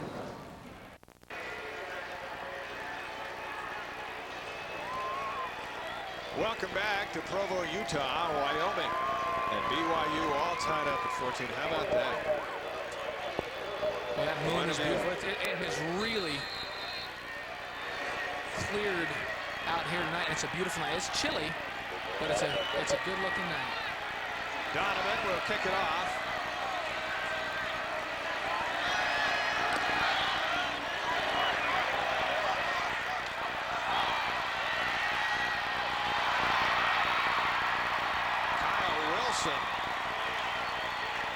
One of the up men. He plays fullback. He's not afraid to grab it and run. And Wilson gets a pretty good return. The advantage Rent-A-Car scoring drive. The Cowboys go 65 yards in 5 plays. Derek Armand, 36-yard touchdown, Blaine. Watch what's going to happen. Armand's right here. He's going to come out of the backfield and get up the sideline. What's going to happen is the linebacker's going to get whipped, but when Casey Bramlett breaks containment, that linebacker loses track. Kobe Buchwald's out there. He's got the receiver now. And that step of Bramlett's to the outside holds that linebacker. Armand goes up the sideline as BYU loses track of where he is out of the backfield for a touchdown. Barry wants it all back right. And it's intended for Andrew Ord. Overthrown.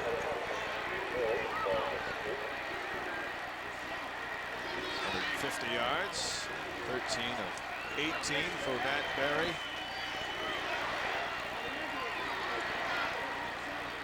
This game has certainly picked up the pace.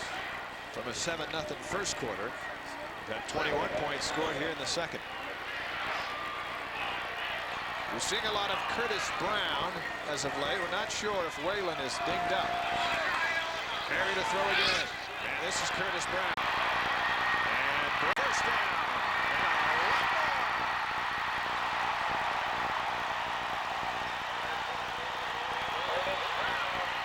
And 28 yards. Chris Dixon on the stop. And BYU is back in Cowboy territory again. A very well set up screen. Brown's going to slip out of the backfield and watch the blocks out in front. Quinn Christensen out in front. You got Scott Jackson, the center, out in front. Isaac Herring. And Brown does a nice job of picking his way through the Wyoming defense out in the open field. High snap. And the give is to Brown, and he's punished by Brandon Cassavant. Nobody fooled on that play. Brown loses 6 yards. Now make it 4 after the friendly spot. Well, and Cassavant comes down and not fooled at all. And that might have been the read play that BYU does, where they actually have the quarterback read the end. If the end comes down the back, the quarterback keeps it. If the end stays outside, he gives on the play. A lot of teams doing that little read play right now. And if that's the case, Matt Berry probably should have pulled that out and kept it around the left end.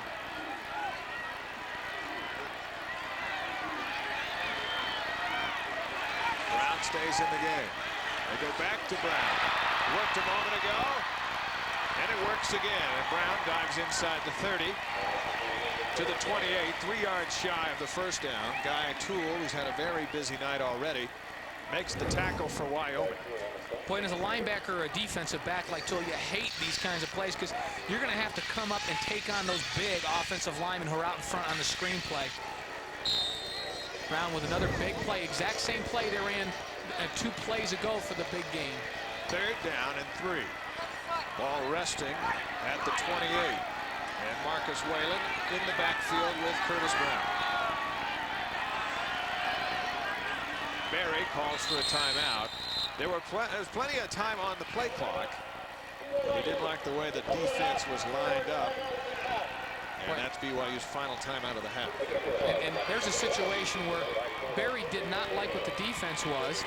And you see Coach Croton not too happy with Andrew Orr. Berry didn't like what was out there, and he looked up at the clock, and there was enough time to run a play, but not enough time to get people arranged and to get the play called. So he had to call a timeout. Here's a look at the conference standings. San Diego State and New Mexico are at battle as we speak. Air Force beat Army earlier today. UNLV and Utah mix it up tonight in Salt Lake City. And there you see BYU and Wyoming. The difference is BYU at 1-3 needs 2 more wins to become bowl eligible. Wyoming at 1-3, they are done. They'll finish out the regular season and then go into recruiting. Well, Colorado State, Dave, right now playing very good football. They're a very physical team, and they're very sound defensively. They kind of had a lull coming off their at the end of their non-conference schedule. And weren't playing great, but right now they're playing good football. They've beaten Air Force, BYU, and Utah. 3rd and 3. Berry looks at one, finds the other. Mahe. He checked off on his tight end. Mahe was open 6 yards deeper, 22 yards on the reception. Mahe's going to come down the field, and he's going to sit down on a curl route right in the zone. And Matt Berry is a very confident quarterback throwing these curls right now. Watch him step up, and he throws that with all the velocity he can muster to Reno Mahe. Matt Berry is really on target in this football game. 1st and goal from the 6. Touchdown! Lance Pendleton.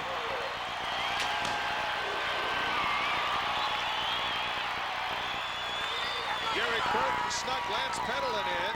He hasn't played the last couple of games. That's his 4th rushing touchdown of the year. Well, and Pendleton's been nicked up a little bit. He's healthy now. He has tremendous quickness, can run that option for BYU. That's what he likes to do. He likes to find a seam and turn it up. And he's a nice change-up to Matt Berry in the running game from quarterback for BYU. Payne with the extra point. 21 second quarter points for BYU. And the Cougars retake the lead 21-14 with 3:26 to play. 3:26 is a lifetime on the clock for these two offenses. Always.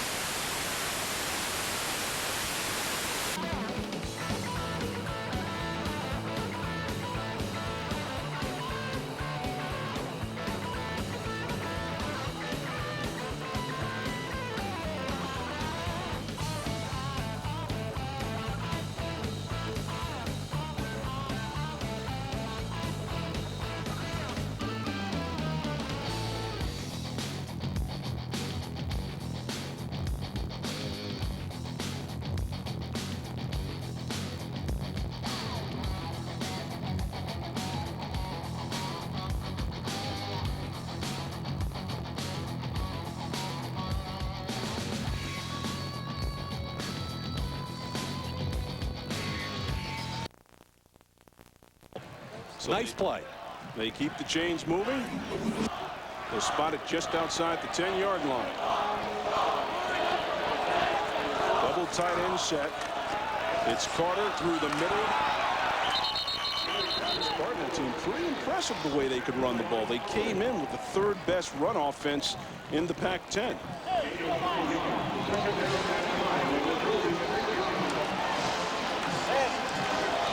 Tomorrow.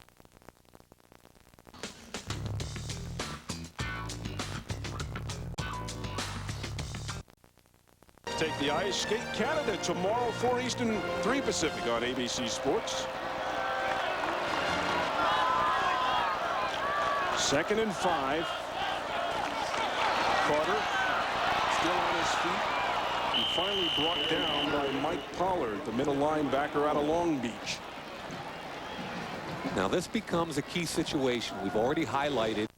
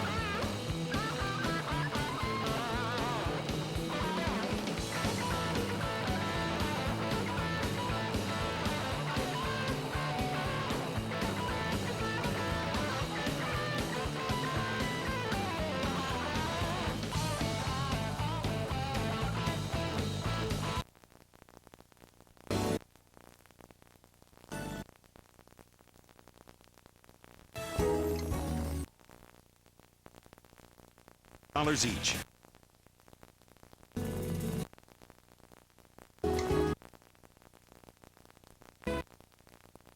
Fox Sports Net. Jeff Tedford was furious with the official. Did he have an argument? Well, Steve, I think so, because you're going to see Derek Hagan, number 80, push Christian Erickson into Jameel Powell. I mean, he pushed him. Why? Look. Straight arm shove, the ball hit. Live ball, right? Live ball. Arizona State recovers. End of story. Arizona State first down. Andrew Walter goes to Hakeem Hill, and he is tackled by Matt Nixon, the linebacker. Bite on the fake. Whoops. 3 steps up towards the run, and that makes Ryan Wells wide open in the back of the end zone. Quarterback Kyle Matter did a wonderful job of locating him. Look at Kyle.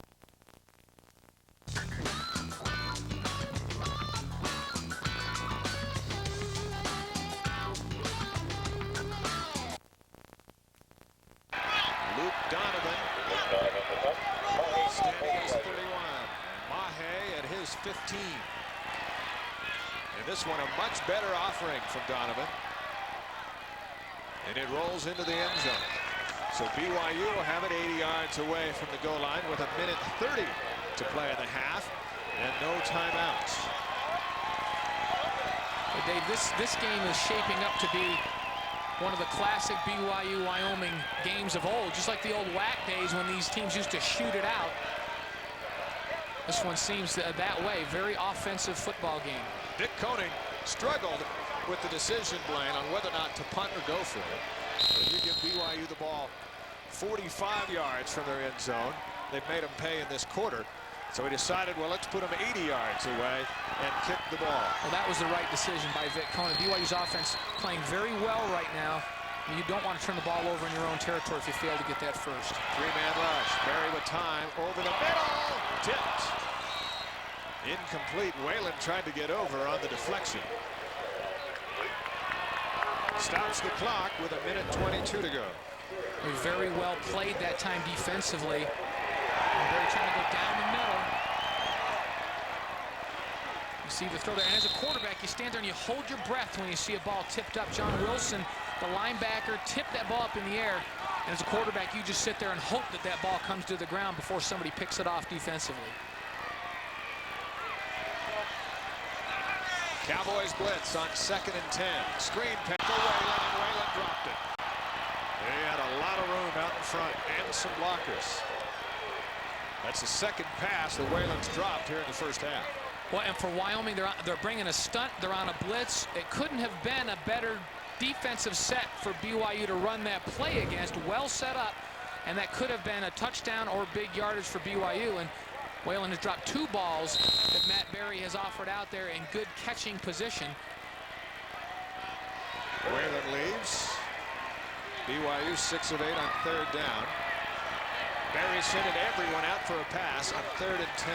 No blitz. 3-man rush for Wyoming. Barry waits and throws. Complete. And a first down to Andrew Orr. The clock will stop momentarily while they move the chains. 1:10 to play. Nate Young on the tackle for Wyoming, but BYU has been very good at running the routes deep over the middle of that Wyoming zone defense. Barry ready to go. Thought about running. Instead, dumps it off for another first down. And the ball on the grass. And let's see who's got it. See the officials looking at each other. What'd you see? Nothing. What'd you see? Now the wrestling match is on. Well, and you see this happen. Sometimes the team that ends up with the ball is not the one that had it when they recovered it. You get down under that pile, and you just tell your guys, don't ever go, because it becomes a battle. Take long enough to unpile it. 2 or 3 guys could have had the ball by the end of a play. Well, the discussion continues. Who's got the ball? BYU does. And it's a first down. Boy, take a look and see if you can see where the ball comes out. Matt Barry was going to run the football and then came back inside to Toby Christensen. The ball stripped away from Christensen. And it looks like he came up with it right after the catch, and then the wrestling match began. So it actually went back to the right team in that case. But you never know. If they don't make a decision immediately, that thing could change hands 3 times. They're looking for hanging chads. 1st and 10, BYU. Barry to Brown, incomplete. That fell incomplete to BYU's. Wyoming was there, ready to make the tackle. The ball in the middle of the field. There's very little time left, 41 seconds. Well, BYU's done a good job on screens to the outside. That time they tried to run an inside screen, and Wyoming read the play well. Defensive lineman stayed at home, did not rush the passer. was well covered.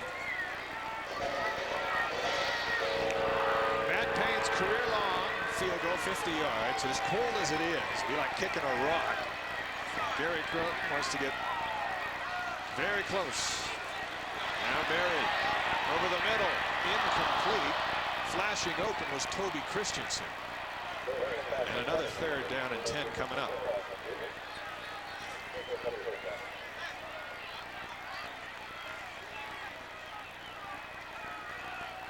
Very exciting second quarter, during which the sun gave way tonight. The temperature has dropped.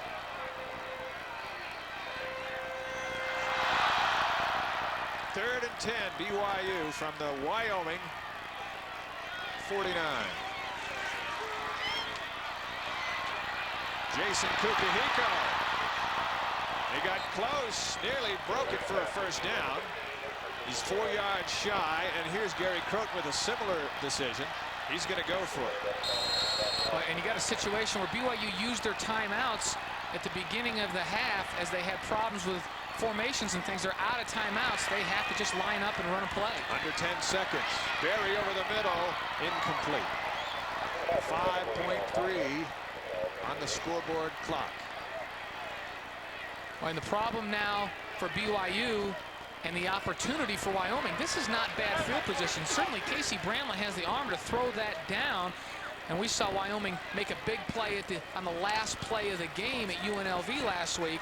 Certainly capable and have receivers that can get up and jump and are tall, and BYU's going to line up everybody back in a deep prevent defense and force Wyoming to throw the ball in front. They're 1 for 1 in Hail Marys over the last 2 weeks. And we have some whistles. BYU's defensive backs are 4 across, 35 yards off the line of scrimmage. And if you're Wyoming, maybe you just throw one out to the outside on a screen and get 2 other receivers up in front and block and hope that you can spring a block on a long run. You have a better chance of doing that than throwing it deep. Walkenhorst comes up to the line of scrimmage and blitzes. Bo Knight shakes, fumbles. Cougars have it. Halftime arrives. Flags come down, and they're still going. This is coming back.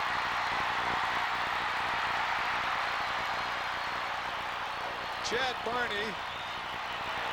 There's a BYU player on the 35 on his back, and Barney's going to have to give the ball back. What a crazy way to end the half. There's a flag down at the 45, so we'll have to wait and see who that is on before we can declare the half over. Well, and I'll tell you, I think Bo Knight fumbled that on purpose, and I also think BYU's defender fumbled it on purpose. And were the Raiders down there? It ended up a little bit wild right there. We're going to see that again. That was crazy. We don't even. This is. It could be Mike Tanner that Cougars shaken up. It looks like it is. The officials have yet to really explain what we all just saw, and Tanner is hobbling off with some help. And that's probably the worst news of all for BYU. Well, it'll be interesting to see if they have to come back and run a play. I would think not. The whistle blew right in the middle of that play when the ball was still alive. You could clearly hear the whistle up here. And so let's let these officials sort it out for us and tell us. After the play, personal foul, BYU. That penalty will be assessed on the second half kick. BYU will get the ball to start the third quarter, and here's the play. Take a look. And Wyoming did just what we talked about. They threw it to an underneath receiver. BYU was so far off. And then I think he was trying to find somebody and let that football go. And then BYU picks it up. Now the interesting thing is that the whistle had already blown. And you see, you see the whistle blew and BYU continued on with the play, and that's maybe why they got the personal foul. But I think they blew the ball down before it came out of Bo Knight's hands. Halftime has arrived. We'll need 20 minutes. Let the dust settle. BYU leads Wyoming 21-14. This Sports West College football presentation is brought to you by Verizon Wireless. We never...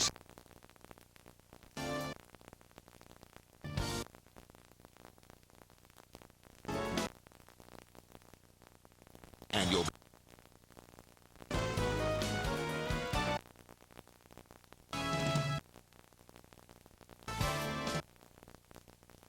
You know, it's hard being a ref. I would never want to be one, but you know what takes the heart out of it? Turnover, touchdown. Yeah. And ASU's about ready to score again. They're on the 23. Turnovers have either win games for you or they absolutely kill you. Well, and usually that's Cal's game. They've been on the plus side of all the turnovers and the points off of turnovers. They have had the best turnaround swing in the back Pac-10 conference. They were minus 17 in turnovers last season. They are plus 15 this year before tonight. They're minus 2. Jeff Tedford knows. He said this is the reason for our success. Second to last year, 114, and they're fourth best in the country. 114th out of 115 teams last year. You know, I asked Bob Gregory, his defensive coordinator, about that, and he said we've emphasized to the kids, strip the ball, go for it, and go ahead and take chances. We're not going to, don't worry about coming to the sideline and being disappointed that we're going to get managed if we're taking a chance. There's a chance taken to Frank Maddox, and Maddox is inside the 10-yard line. First and goal, Sun Devils. Well, Steve, that's a nice call. You know what? Both Cal and Arizona State very adept at running screen in the plus territory down the red zone. Well, they got that from Mike Bellotti at Oregon. The great play caller there, because they've always screened in the red zone. So this is something that Dirk Cutter picked up while he was there, something Jeff Tedford picked up, and just goes to show you how dangerous you can be down in the red zone. When you can call your full Monty of plays down there, it puts a lot of pressure on the defense. I hope they don't play like the full Monty. It's a family program. Here we go. Try in the middle is Mike Williams. Williams came in for the injured Cornell candidate. And there is Mike, who is a experienced running back. Came in with 269 yards, but had over 500 yards rushing in his freshman season. Well, and Southern California kid himself. Lakewood High, right? Mayfair High in Lakewood. Steve, the similarities with these programs, what they did all week this week, they practiced.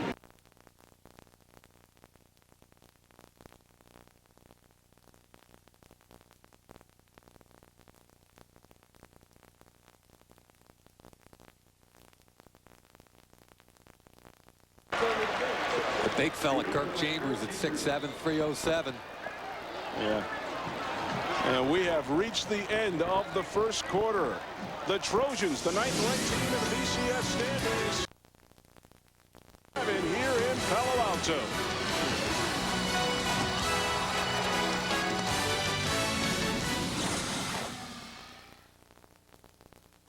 At BASF, we don't make the rain gear.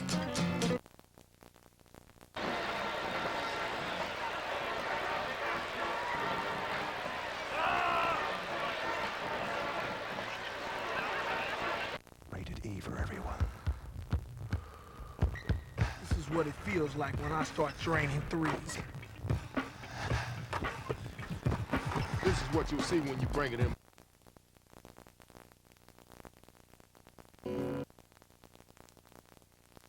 From the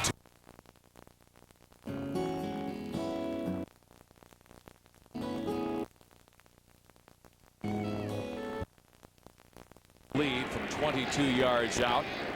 You see his field goal efficiency this year. It is up. Falling kind of slow. Exactly. What was that you were talking? When we return, we'll send you back to Chris Rose at our College Football Saturday studio with a preview of our Nissan halftime report. On the next Beyond the Glory, Brett Hall grew up in the shadow of his legendary father. He flat out told me I want to quit. In a home ripped apart by violence. He had a loaded shotgun. My mom had to hide under our housekeeper's bed. He rose above the pressure of his father's legacy. Kept hearing, you're never gonna win. And became the greatest Hall of all. Brett Hall, Beyond the Glory, tomorrow at 8 on Fox Sports Net. Mackey's not a cop. He's Al Capone with a badge. He stole 2 bricks of cocaine, and I saw him do it. You come near my men again, I'm gonna lose patience. What are you mixed up in? We killed a cop. You've got to get Vic Mackey off the streets. What did you do? Nothing you haven't done. Nothing you haven't done. I'm a different kind of cop. Who can I trust? The Shield, an all-new season, January 7th on FX. You ready to see what it takes? It's a clash of bitter division foes. Anson Carter powers the Oilers. Marion Gaborik leads the Wild.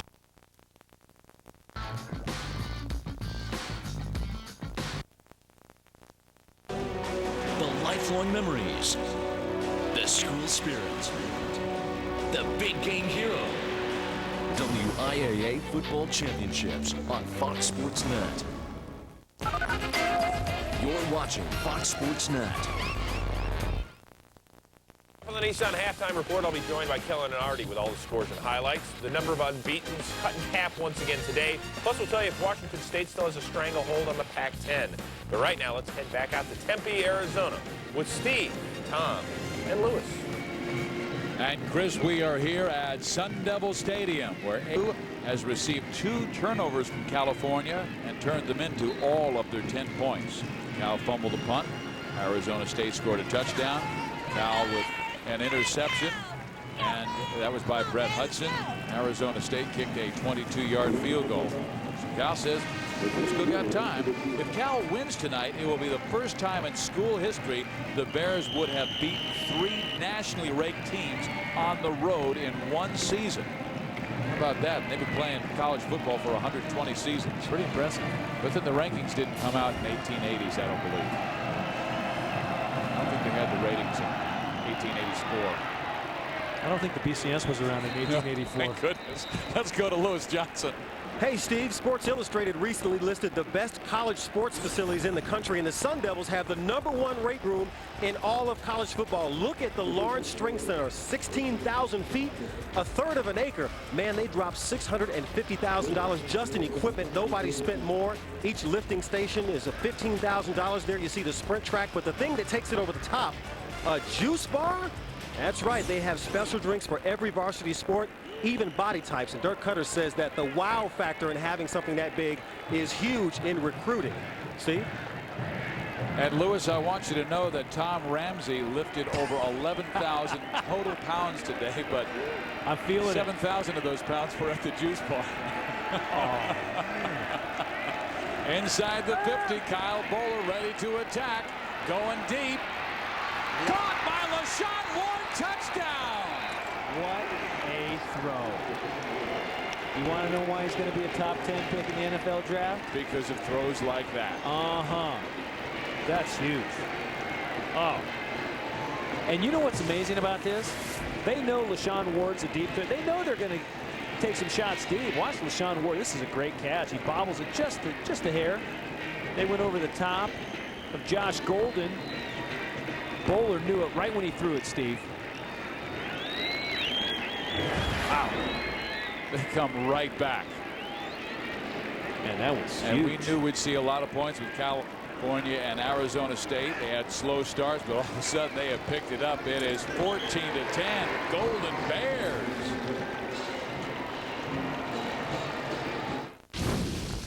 Healthy Choice introduces everything you love about a grilled meal without the grill.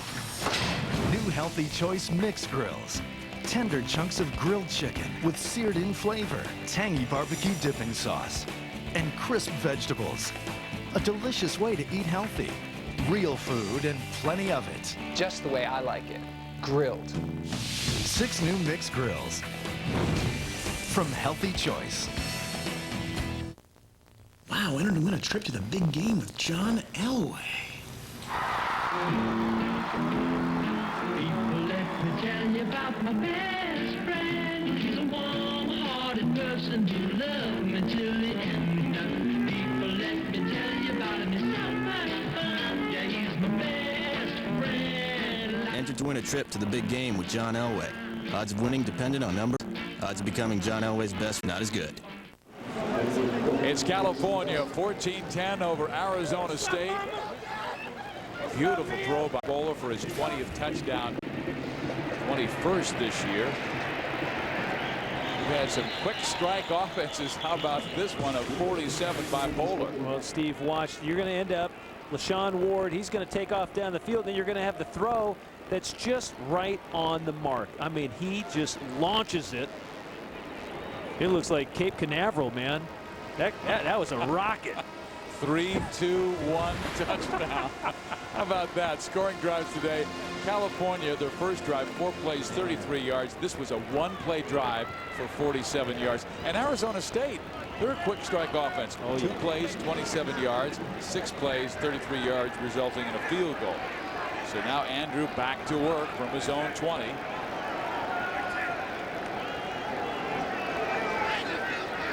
Cal showing blitz now. They drop off and protect that left side, and Walter throws, and the catch is made in the left flat by Hakeem Hill. Hey, Steve, that piece that Lewis Johnson did a moment ago on the weight room of Arizona.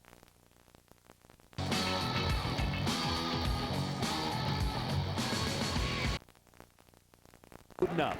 Big weight rooms, big training rooms, and you know what? It means so much to organizations and schools because of the revenue that football bring in. But more importantly, I talked to Gene Smith, director of Arizona State, who's a former national champion football player from Notre Dame in 1973. I said, hey, Gene, you're on the map now. He said, Tom, we're out to win a national championship. And right there, that to me shows commitment. And you know what? It's every team up and down the coast, but it's a lot of teams across the country. There's no question, because ASU has the opportunity to be great. There is your leader at the top, Cutter. Well, today's Subway trivia question. Andrew Walter holds the pack for most passing yards in 536, but David Klingler broke the record against Arizona State with 716 yards passing. And that is a first down for ASU. I was going to say, you know, David Klingler played at University of Houston. I was going to guess a BYU quarterback. That's a good.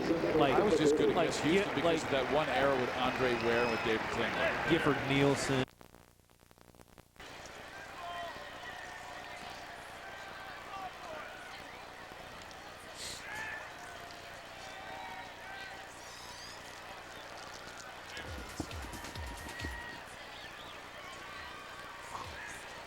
Get down the second. I think he said, Why weren't we down there, Blaine?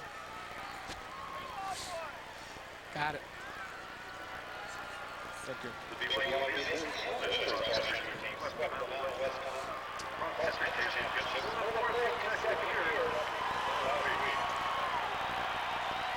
Nobody comes between us. That's right.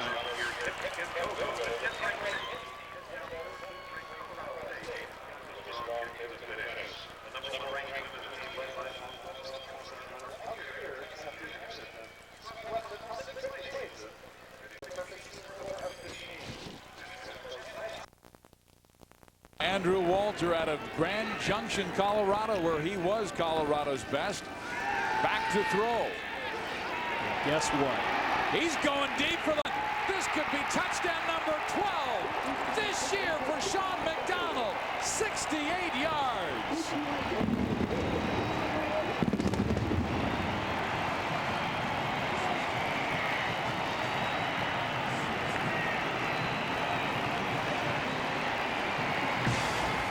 That's pretty impressive. You know what? Sean McDonald, I was watching him, Steve, down the field. He put a double move on the DB, and look how much. Oh, and Jameel Powell, he worked him over. He flat out just worked him over. He double moved him about 35 yards down the field, and Jameel Powell got his hips turned and got twisted up, and McDonald flew right by him. And then Walter throws it about 65 in the air. Back and forth we go. Now it's the Sun Devils by 3.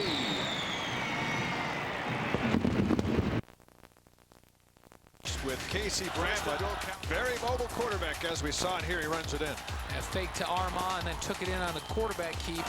And then Matt Berry, rolling to his left, is going to be sacked by Zach Morris and turn the ball over. Watch as Morris comes up with it. and it sparked another Wyoming drive. Now it's Bramlett, watches mobility, looking one way, turning the other, and he finds his tailback wide open, Derek Armah, and he takes it in. 2 touchdowns for Wyoming. BYU wanted to come out with some defensive intensity. Right, and they seem to pick up that defensive intensity in the second half as Colby Buckwald makes a good read on the screen, and then that sets up this touchdown. Marcus Whalen, as he gets his pads down and bowls his way into the end zone for 6. Matt Berry, after getting shaken up, left the game, came back in, first play back to his tight end, Spencer Need, for a touchdown. And then Lance Pendleton snuck in and snuck into the end zone for his 4th rushing touchdown of the year. 21-14. BYU. The Cougars will get the ball first when we start the 3rd quarter. And we'll do that after this. BYU 21, Wyoming, Fox Sports West. Barry Bonds will go down in history as the best baseball player Women ever. have better Golf is not a sport. America finally accepts soccer. Hockey in June. Right now, not much. Does anyone else find? You know, it's a sad comment. The Eagles will win this year's Super Bowl. You start to care more about the game than the This $250 million salary. The line between college and professional sports is becoming dangerously blurred. Just because you were once an all-star doesn't mean you're qualified to run for office.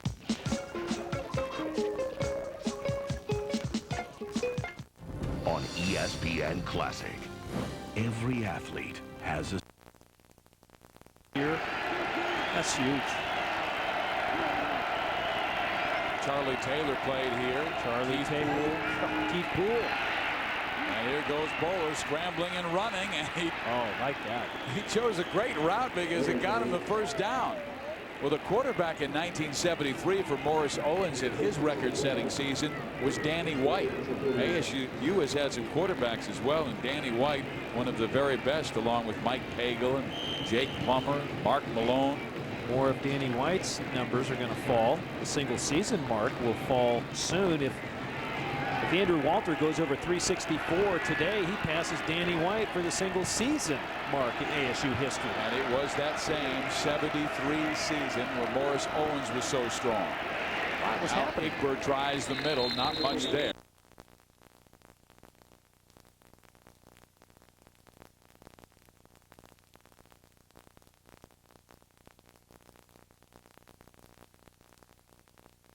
That was like California. Pampered athlete. That's Wally. No. Zerbiak, get out here. 2nd down and 6.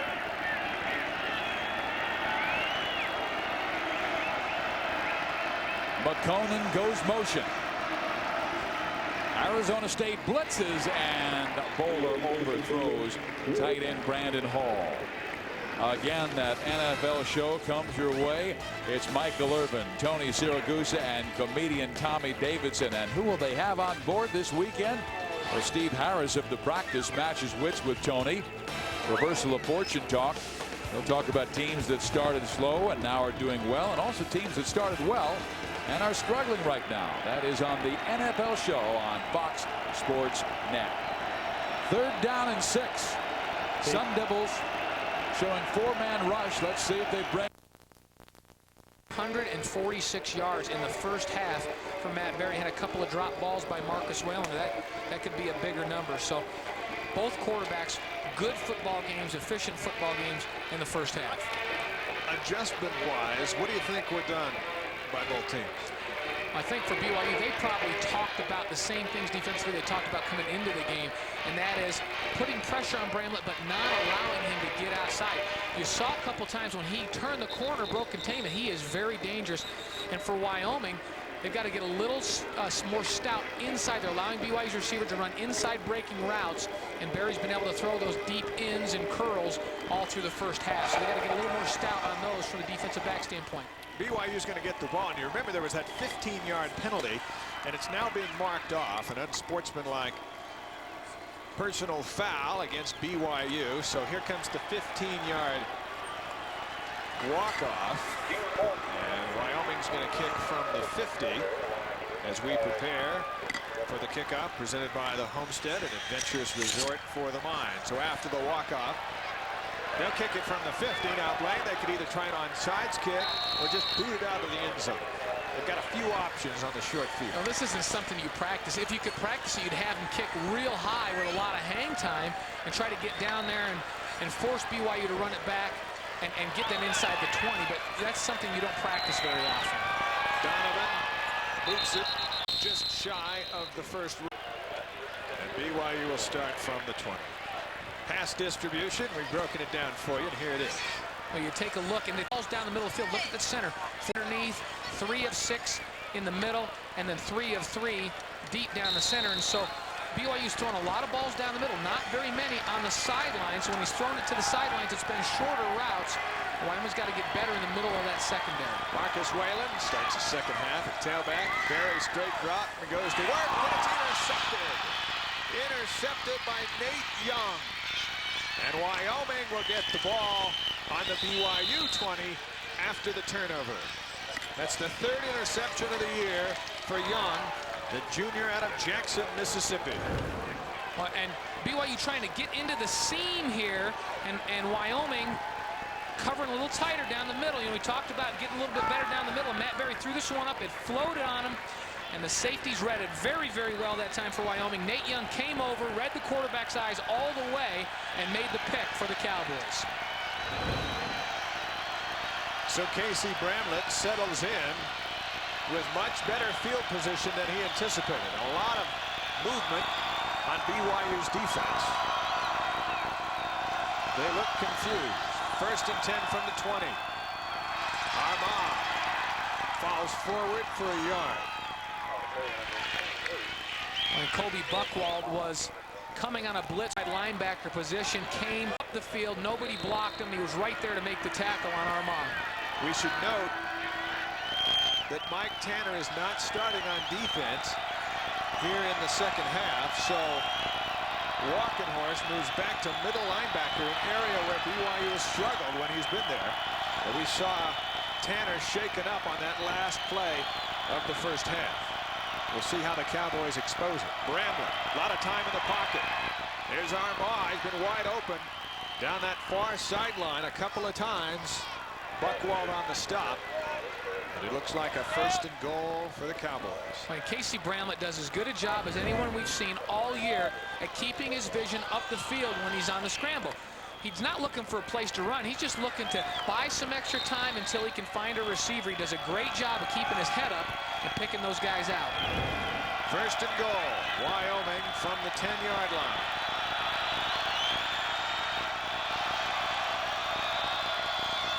Bramlett on a keeper, and he dives close to the 6. He's 2nd and goal from the 6. We saw Casey Bramlett score on that very same play, the opposite direction in the first half, where he fakes the counter to the back and then keeps the ball himself. And that one was just a hair away from being a touchdown. Breaks one tackle. Bramlett setting up the line on 2nd and goal. Wyoming trying to tie this game. Bo Knight, the wide receiver, is in the backfield. And he's going to move out. And Bramlett throws to Floyd. Is it picked off? Incomplete. Chad Barney thought he had it. They went to Floyd because he's 6'6". Well, and Floyd usually has a big advantage. He has an advantage here, but Barney is about 6'1" and has good jumping ability. And Barney comes up with that, but didn't control it before his foot was out of bounds, and so doesn't get the interception call here. But Wyoming just looking for the mismatch. Floyd with a big, long body. The crowd is watching the replay. Well, his right foot, it was very close to controlling it when his right foot was in bounds or not. But as an official, you don't get to watch it in slow motion. You got to make the call at full speed. 3rd and goal, Cowboys. Armah has it. And BYU's not fooled. And Walkenhorst leading the way defensively. And a lot of late hitting going on. Gennaro Guilford has fought his way into the bottom of the pile to help a teammate out. It's now 4th and goal, and the Cowboys will look to Scott Parker and a field goal try. 2 of 5 on the season. Just 2 field goals for Wyoming, bottom of the conference. They haven't attempted a whole lot after J.D. Wallem went out injured. He missed an extra point in overtime last week against UNLV. His last extra point try was a knuckleball that just got over the bar, and this is a similar distance for an overtime, although he's at the far hash. This will be a 21-yard effort. There you have the best seat in the house for Scott Parker. And puts it in there. So Wyoming cashes in a turnover for a field goal with 12:09 to play in the third. BYU 21, Wyoming 17. You know the athletes. Anna Kournikova is sex with a tennis racket attached. But do you know their stories? He never shows the slightest remorse at anything he's done. The award-winning Sports Century, 8 p.m. weeknights on ESPN Classic.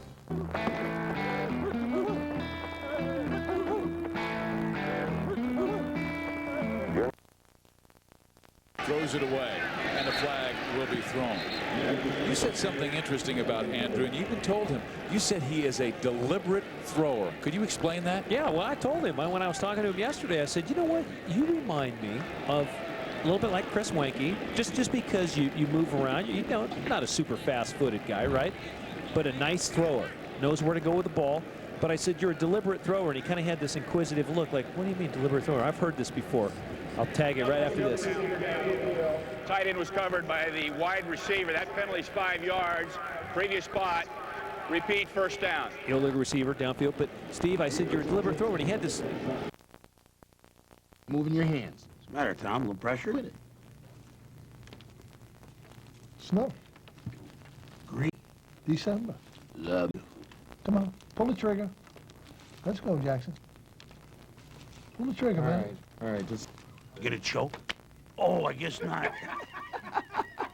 Sunday NFL Countdown, 11 a.m. on ESPN. Welcome back, and joining us high atop LaVell Edwards Stadium, the most powerful man in the Mountain West, Commissioner Craig Thompson. Thanks for being here. I don't know if I'm most powerful. We're kind of baseball pennant fever here. We're doing a little scoreboard watching tonight, Dave. Well, you've got 4 teams to find bowl games. 4 bowl games to find 4 teams. How's this all going to shake out? Well, we need some people to win, certainly. Some guys are back to the wall a little bit, but I think I'm very optimistic that we can still complete all 4 bowl commitments. I was in Seattle this week. What a phenomenal stadium up there. I hope we can get his team. Colorado State's already in. Air Force is already in.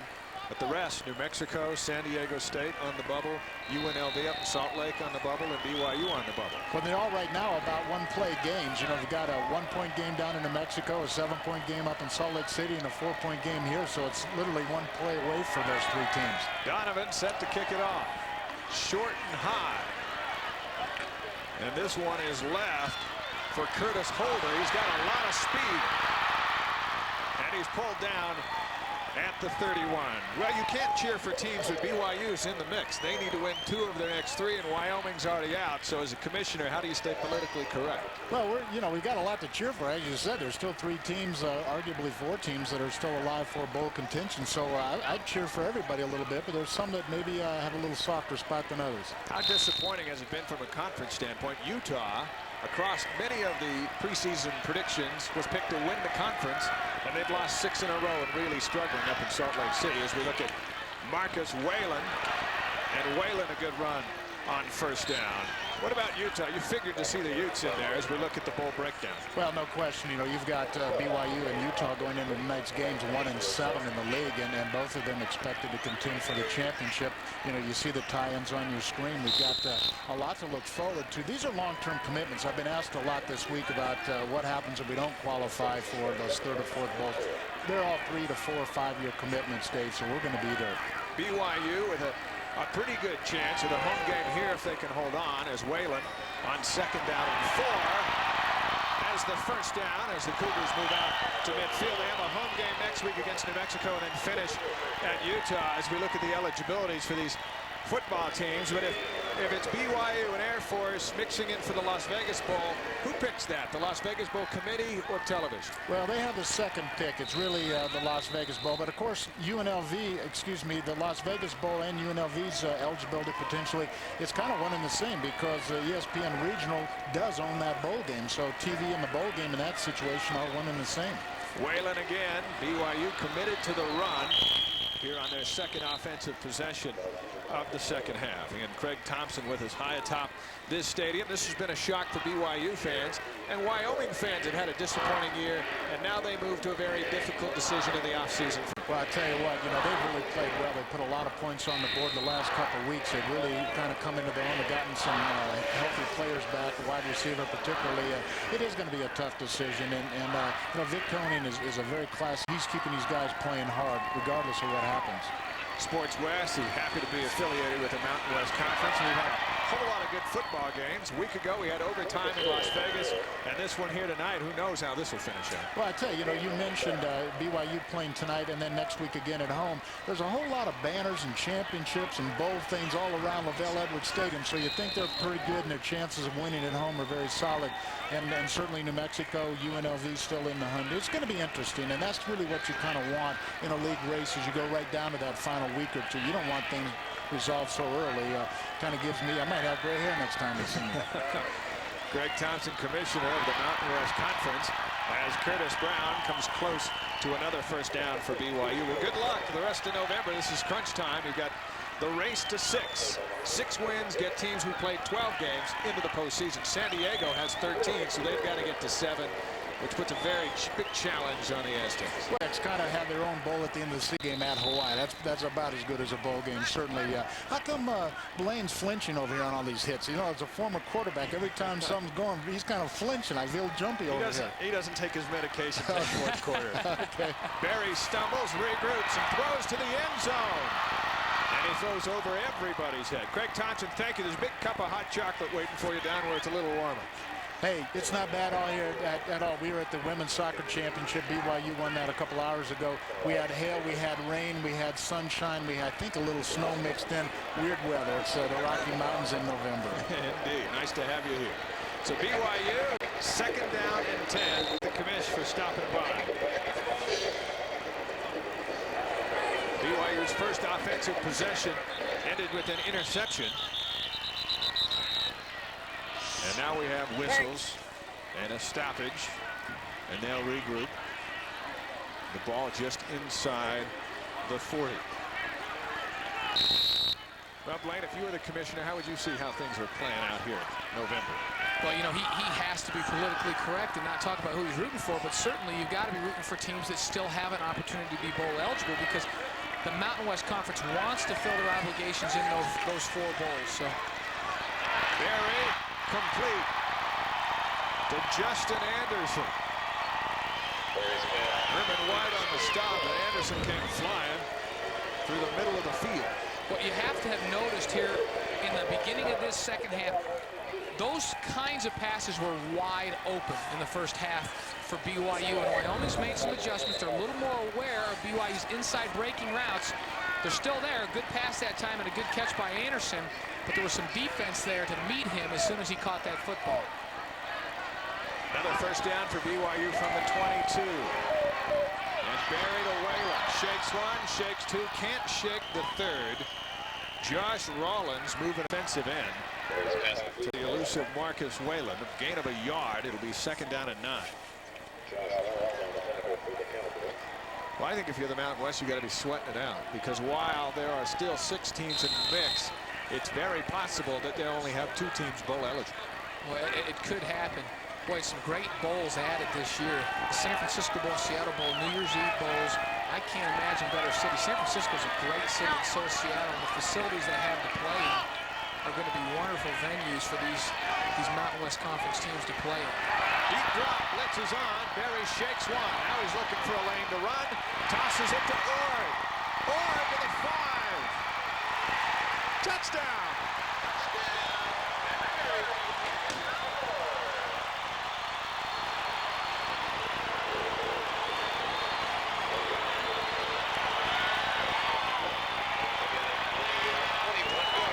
Earlier in the game, this time, he gave that look again, stopped, and found Andrew Ward. And it's almost as if he was looking to run, had his head down, and at the last minute said, hey, wait a minute here. I got to find a receiver. They're going to do a better job of moving the football off the field than I am. Found Andrew Ward for his second touchdown of the year.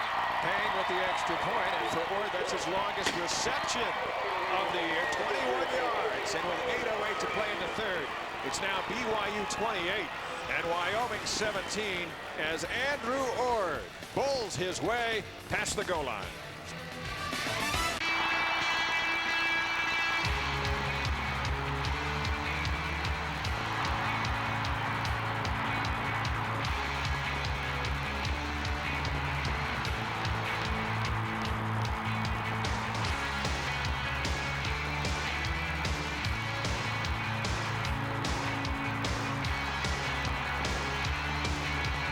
ABC Sports Championship Television. Now, your first source for round-the-clock sports news is even better. The new ESPN News. A brand new look with the enhanced bottom line that's always on and lets you... Orton trying to lead a Spoilermaker comeback, but Chris Gamble, the DB, who's also a wide receiver, comes up with his 4th INT of the year. He also had 3 catches in this one to seal it. The Buckeyes, 11-0 now for the 4th time in school history. But we have only 2 unbeaten teams because Bowling Green loses at Northern Illinois. This is no joke because Northern Illinois now 6th in American Conference play. Got 2 weeks. We started with 8 unbeatens last Saturday. That fell to 4, now 4-2. So are we talking Miami and Ohio State in the championship game now? I think we are because I believe both of these teams can run the table and get themselves to Tempe for the national championship game. Of course, Ohio State, always a tough game against Michigan. That's been the problem for all Ohio State coaches playing Michigan. And I think Miami's going to run the table. Well, the game, though, against Michigan is at Ohio State, so that's an advantage. But Miami's got to be careful because they play Pitt, Syracuse, who beat Virginia Tech today, and obviously a very tough Virginia that has now... Jones and Bowman are deep. And for the second time, did he get that past the pylon? He did. So Wyoming will have it at the 20 instead of the 35 if the ball had sailed out of bounds. Red Hangers, the home of drop and drive service. Drop and drive will save you even more time. Ask for details at any of the 13 Wasatch Front locations. Check the white pages for the location nearest you. For those of you watching in Wyoming, that's just a 5-hour drive to find a Red Hanger. It's worth the trip. So the Cowboys come back. They scored that field goal on their first possession here in the second half. Now they go to work from the 20.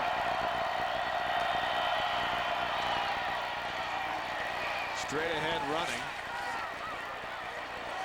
for the Cowboys. And Bradshaw is tackled by Tanner. And Tanner is back into the game. He missed that first series. For BYU, that's good news to have him back. Good look at Bradshaw of Evergreen, Colorado. 2nd and 3. He got 7.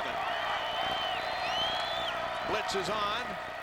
This is Jones. Ooh, big popping. You heard that? We heard that pop. We're further away from anybody. Well, and Jones that time, just a little swing pass, and John Burbage, we mentioned in the first half, has kind of worked his way up in the into the lineup by hitting people. And let's listen to this.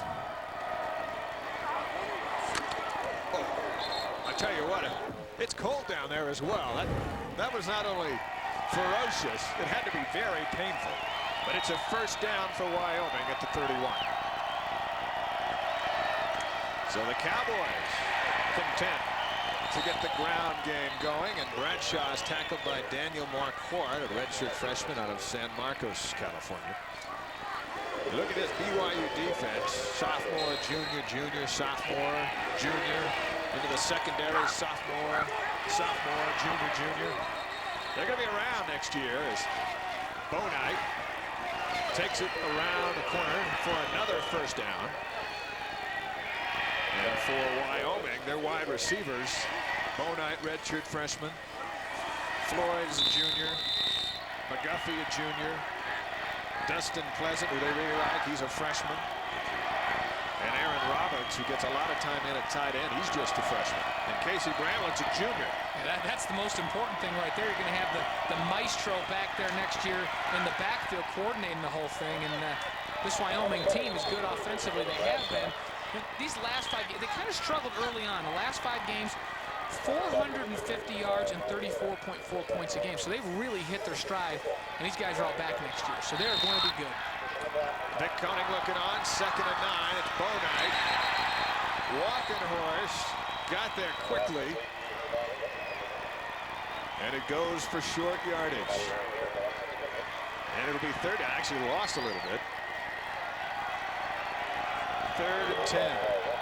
You know, in this series, we're also seeing defensively on the weak side, Kobe Buckwald getting a rest, and Levi Madrietta in defensively. Paul Walkenhorst moves back over to the strong side, and Mike Tanner in the middle for BYU. Wyoming 4 of 10 on 3rd downs tonight. Cougars blitz 1. Bramlett's in trouble. Throws it incomplete. The flag is down. That ball was nowhere near a wide receiver, but the flag may be a hold as Bramlett was running for his life and he was getting some help from his offensive line. And Bramlett did the right thing, getting rid of the football. He threw it in the general direction of a receiver, and so avoid the loss. But the longer he was back there, Daniel Marquardt was working his way up the field. He's really come on these last couple of games. And as he got beyond the offensive line, he was held on his way to Casey Bramlett. After a rather lengthy discussion, here comes the call. There are 2 fouls on the play. Holding, offense, intentional grounding, offense.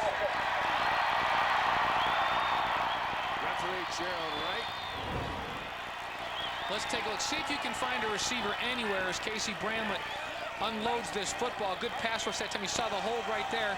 And he wasn't out of the pocket, per se. And right, I mean, that's a real judgment call. You see a receiver there. Who's to say that with the pressure he can't get it off there? McDuffie was in the general area. I don't know about that call. The holding, a good call. The intentional grounding, I'm not sure about. Had he gotten out of the pocket, though, he could have thrown it anywhere. That's right. So the ball's marked back to the 30. With grounding, it's a loss of down. So that's the penalty that BYU selects. And on 4th and 22, Luke Donovan is in. Waiting for the snap from David Go at the 16.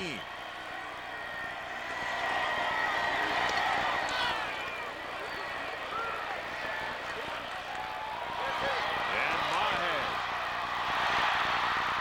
So difficult to bring down. He moves it up to the 36. BYU at the ball when we come back. 5:24 to play in the 3rd, and the Cougars lead 28-17.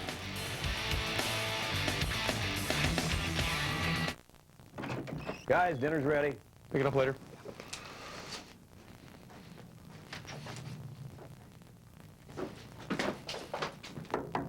Hey, Mike, dinner's ready. Brendan, Frank, Barron, let's go. Dinner's ready. Hey, guys, come on. Dinner's ready. Is it all right if the Weasel stays for dinner? Absolutely. Grab a chair, Weasel. Let's go. Thanks, Mr. Nestler. No, not in the front. No, it's not a float. No. What's not a... No. What do you mean? No, that's our float right there. That's float. No, that's not a float. No, that's fresh. You go hard. These flowers and crepe paper, you know. Flowers and crepe paper? Big man. This nice float. Looking good. Keep it up. Thank you, Mr. Hey, Mr. Herbstreit likes this. That's the Game Boy's decision. ESPN College Game Day, presented by Discover Card, Saturdays, 10:30 a.m. Every Sunday on ESPN Classic, the greatest movies. Would you like to play football with us inmates? We're going to play the guards. About the greatest sports. In my book, we're going to be winners. Plus, you get real stories from real people. I was playing for all the kids who never played. Real actors with real moments. The crew actually blew the tag because they started giggling. Real classics where the world of sports and movies collide. Every Sunday night at 9 Eastern, only on ESPN Classic. This Sports West College football presentation is brought to you in part by the Homestead Resort, Utah's only full-service destination with its own 18-hole championship golf course. The Homestead, an adventurous resort for the mind.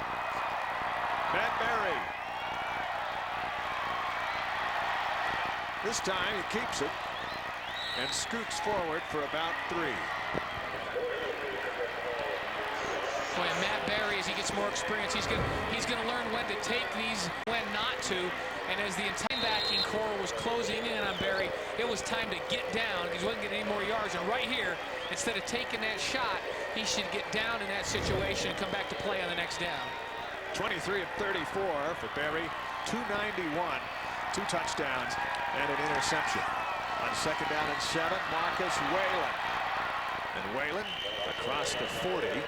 Knocked out at the 42 by Brandon Cassavan. And it's 3rd and 4.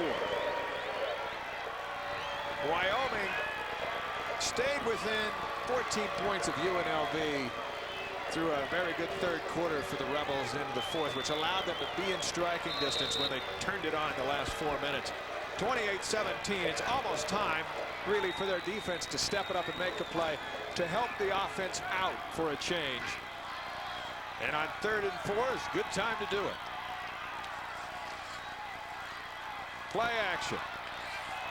And Berry throws it complete for a 1st down to Spencer Neal. Sooner or later, Blaine, your defense is going to throw you a bone. Exactly, and this is a very important drive because if BYU gets another score here, I think Wyoming is really in trouble. Spencer Neal knows exactly where he has to get that 1st down mark. He's going to go back. He's going to count it out in his mind before the snap. He's going to go down as a tight end, and he's going to sit right there. He knows exactly where that 1st down marker is.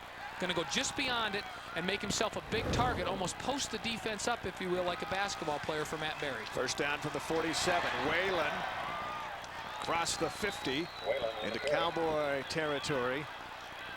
Pulled down at the 47.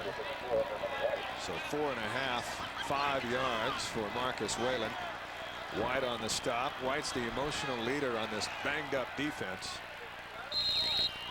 The Wyoming coaches, as we visited with, always talk about the courage of this football team.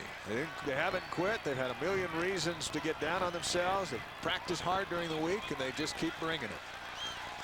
Tough to bring it, but there aren't many good results coming back. But to their credit, they have. Berry looking for Mahe. Incomplete.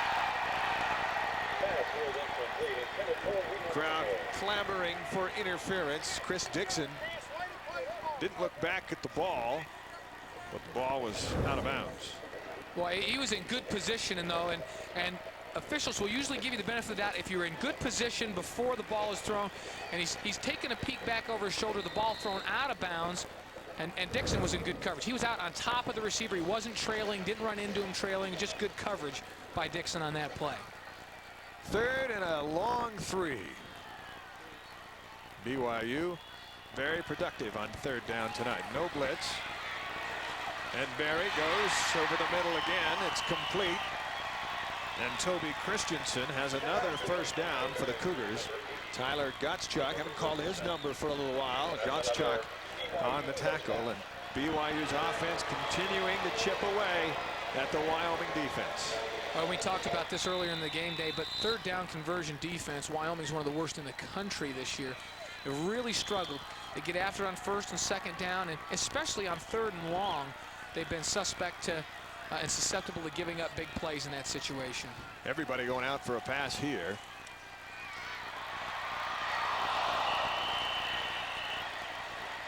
Losing his ground, Kish Beverly. Beverly's got some speed. If Beverly could ever get a lane, he'd be gone. Hey, Kish Beverly, I was reading the media guide. His nickname is the track guy. Extremely quick. Ran track for BYU and then came out for football. And Gary Croton really likes his speed. That time trying to break back the other way and lost his footing. But he's a guy that can spread a defense out and just run right by people. Picks up 4 on the reception. On 2nd and 6, Whalen. Josh Rollins was waiting for him. And it's a loss of about 4. Seems like a lot of times this Wyoming defense, when BYU's done a delayed draw or counter, they've been right in there into the backfield. Well, and that time Wyoming on an outside blitz, they brought the linebackers. They were in perfect position to make the play, and that freed up Josh Rollins from his defensive end spot. He's an academic all-Mountain West Conference player. A bunch of those on Wyoming's team. Whalen up to 89 yards on the ground. Another big third down play. 3rd and 9. Berry over the middle. Has it complete for another first down. And Spencer Need with another big catch. Nate Young on the stop. And Need had 3 Cowboys all over him. And the coverage has been tighter on the inside breaking routes, but BYU, with Matt Berry throwing the ball very accurately. Look at the tight spiral, and Spencer Need comes up with a catch. Even though the coverage has been tighter, BYU has still been able to execute because of the pinpoint passing of Matt Berry. Our first down marker, which you've seen throughout the broadcast, is brought to you by Panasonic Wireless Phones. First down, BYU from the 25, and the march continues. Whalen across the 20 to the 19. Herman White, another stop. And there's not a whole lot of zip in the step of the Cowboy defense as time winds down here in the 3rd quarter. Playing for Herman White, captain on that defense. He's one of the seniors, and it's been a very disappointing season for guys like Herman White, who know that this is it for them in their college football career. Berry, man wide open across the middle of the field, and it's intercepted by Jacques Finn. And Finn has got a lot of speed, and Finn may be gone. There he goes. How about that for a big defensive play? 100 yards. The tight end was so wide open, Matt Berry couldn't wait to throw him the football, but Jacques Finn had time to get over, and what a play for the junior out of Casper, Wyoming. When Finn came over, the tight end was open early. The ball came late and it was underthrown. That ball needs to be thrown to the back of the end zone, trying to hit Gabriel Reed. And Jacques Finn, playing the safety position, reads the quarterback's eyes, comes over and makes the play, and then runs it all the way from his own end zone. The length of the field.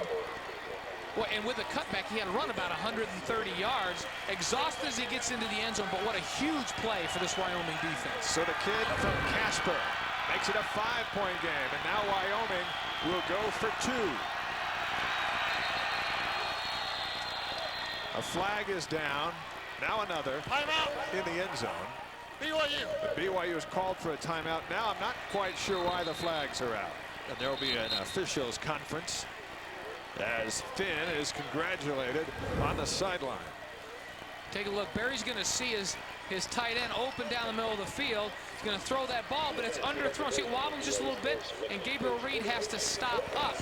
Reed heading for the back of the end zone. Berry maybe thinking that he was going to break that route off, but the miscommunication resulted in a huge play for Wyoming. And Dave, you just said it was time for the Cowboy defense to step up and make a play to help their offense out. And what a play this was, as it looked like BYU was driving down for yet another score. Finn comes up with this great play. A 2-point conversion will make it a 3-point game. And that on the final play of the 3rd quarter. They'll do the point try and then switch into the field.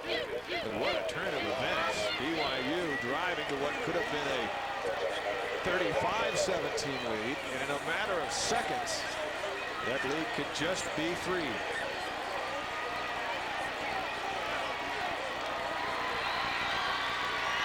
And it looked to me, Blaine, after Finn had picked off the pass and made his track, it's almost like BYU's guys didn't quite know what to do. There weren't many going after the ball. They had some guys as he made his cutback. There were a lot of blue shirts standing around back deep in Wyoming territory, almost in disbelief that Finn was returning this thing over 100 yards for a touchdown. It was a 2-point conversion that Wyoming made at the end of regulation last week against UNLV that forced overtime. It was an improbable play because it was well defended, and Casey Bramlett just willed himself to the goal line. Yeah, they did the little, we've seen it in this game where they fake the counter and then put Bramlett out on the outside, and he decided to run it up in there, and he used his big, strong frame to push it into the end zone for 2 against UNLV. This will be the final play of the quarter. Wyoming going for 2. Quarterback draw, and Bramlett this time is cut down shy of the goal line. And BYU will trot off the field, having surrendered just 6 instead of 8, and the Cougars will get the ball back when we come back for the start of the 4th quarter. Chuck Finn's 100-yard interception return has the Cowboys back in it. It's BYU 28, Wyoming 23. Go anywhere. You know the athletes. Anna Kournikova is sex with a tennis racket attached. But do you know their stories? He never shows the slightest remorse at anything he's done. The award-winning Sports Century, 8 p.m. weeknights on ESPN Classic.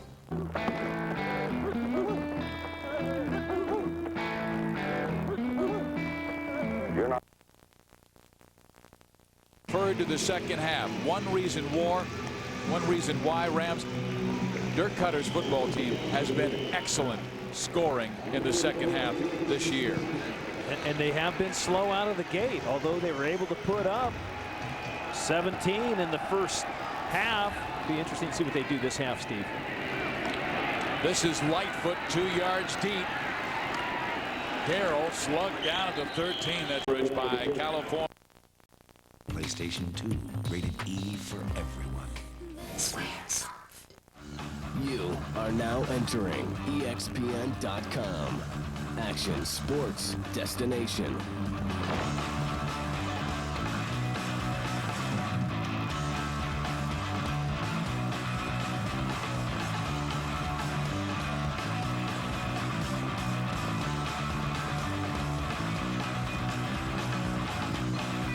ESPN.com. Hit it hard. Can't imagine how big that was for Canada to win that gold. Sean, and that is his 6th catch in the ball game. He has over 130 yards receiving. But this is what we were talking about. California has scored 108 points, more than their opponents in the first half, and Arizona State in the second half has scored 70 more than their opponents. That's pretty amazing. That big numbers now. How about this?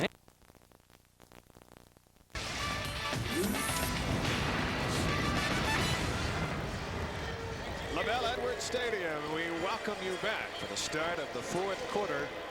BYU leading Wyoming 28-23. Dave McCann, Blaine Fowler. This game's just getting good, Blaine. Well, we expected an up and down game, and we've got just that. BYU was on the verge of maybe putting this thing away or putting it almost out of reach, and Wyoming comes up with a big play and gets right back in this. Kish, Beverly, and Mahe. This is Beverly at the 3. We mentioned his speed a moment ago.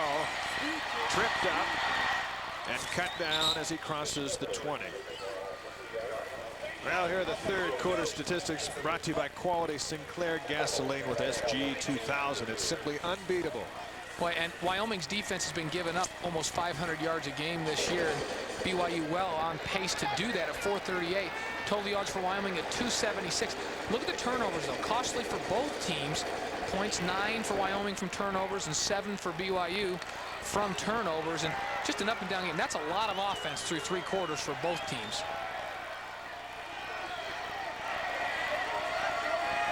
We'll see how Barry bounces back after getting picked off for a 100-yard interception return. And Whalen runs it up to the 34 for a first down. And Whalen's so good on these little swing passes. They're making the first guy miss. This time gets it to the outside on a swing pass. Boy, and he works his way right through Herman White. Usually a sure tackler coming from the linebacker position inside out. Whalen able to break that tackle and turn it into first down yardage for BYU. Ball resting just shy of the 34. Whalen gets to the outside and drags Guy Toole a few yards. And Whalen getting close to the century mark. has 4 over the left side. Verizon Wireless lets you pick the options, low per minute rates, volume discounts, or generous allowances. Verizon Wireless, easy for you to select the most efficient arrangement for your business needs. And Guy Toole having one of his better games of the year for Wyoming. He's been involved in a lot of tackles from his strong safety position. He played that last one very well. 2nd down and 6. Ball on the 39. 4-man rush for the Cowboys, and Barry's going deep for Mahe. Off his fingertips.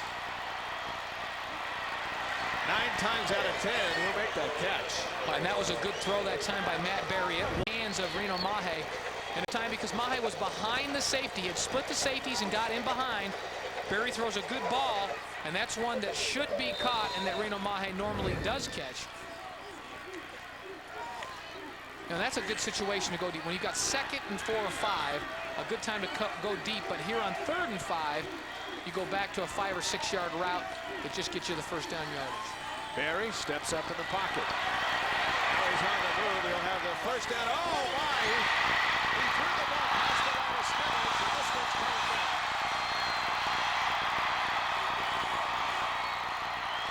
Logan Deans will have a TV moment there, but the flags are right at the line of scrimmage, and he was way over the line when he let that one go.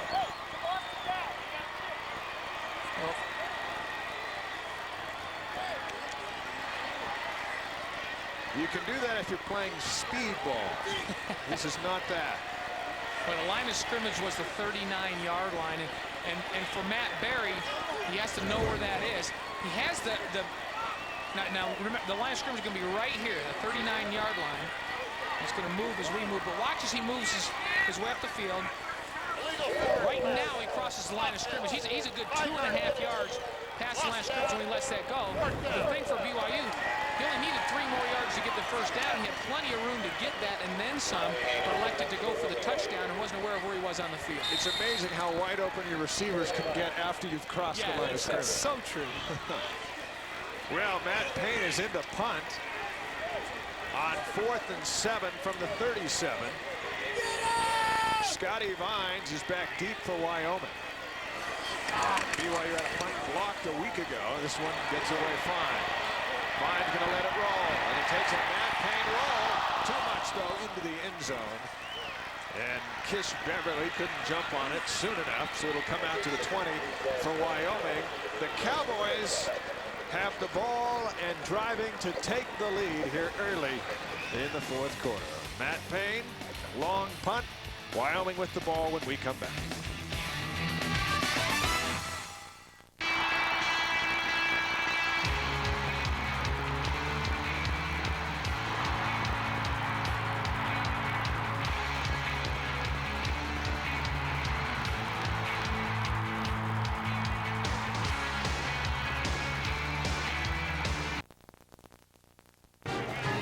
Safety spot that's really a linebacker position and came on the blitz. You know what? Alfred Williams grew up when he was about 3 years old because his father is a chief warrant officer with the U.S. Marine Corps. His mom, of course, his father, Alfred Sr., his mom, Teresa, she's an officer with the IRS. Now, you tell me if you don't mature fast in that household, something's wrong. Got to be accountable. 3rd down. And they decline the penalty, so it's 3rd down and 8. Watch 39, Alfred Williams. He's one of the best. But you know what? He is.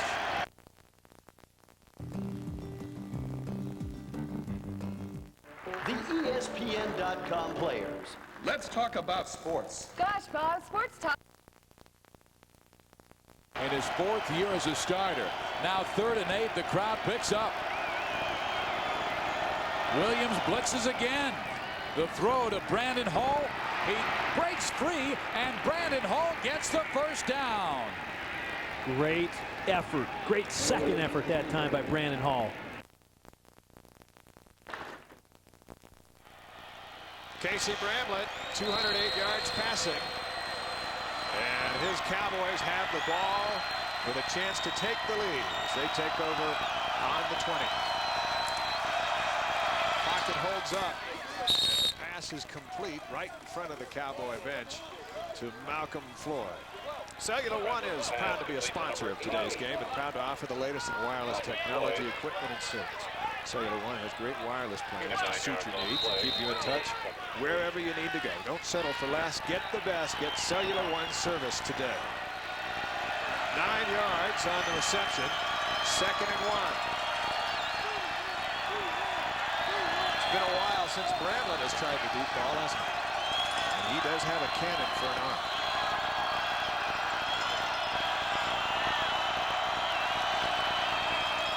This is Bradshaw. Gets the first down, but pays the price as Mike Tanner lays him out. Boy, and that's two physical guys going against one another. Bradshaw, you mentioned earlier, one of the most physical backs on this football team. And boy, you met strength to strength there. Watch Mike come to the outside, and as Bradshaw left his pile, Mike Tanner made the hit, but not before Bradshaw picked up the first down for the Cowboys.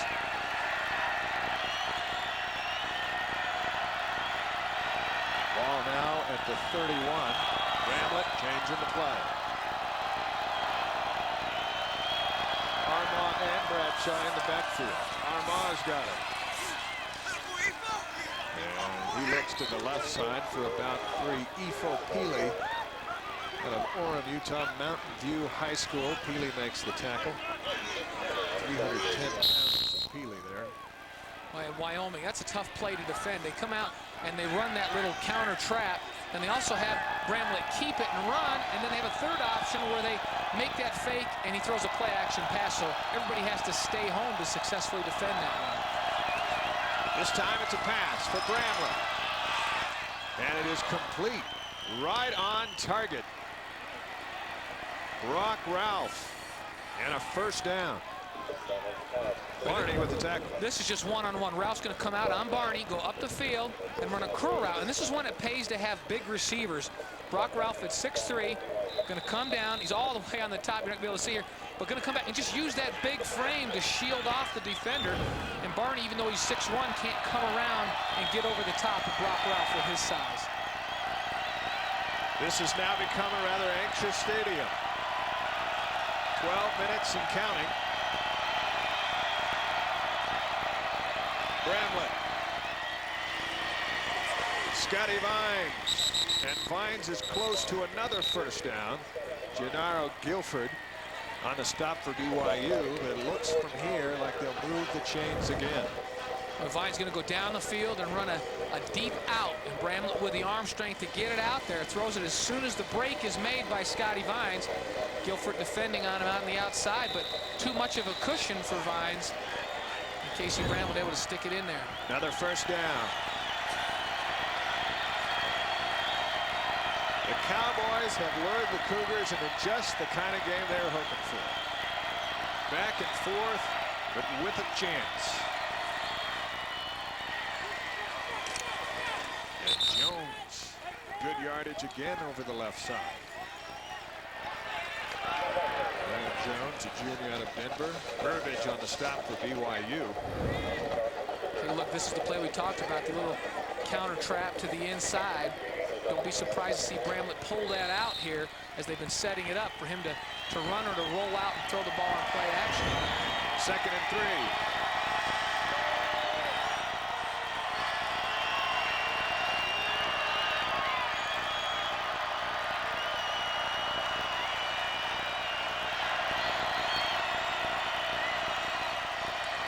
Bramlett again. McGuffey. Did he pull it in? Yes, he did.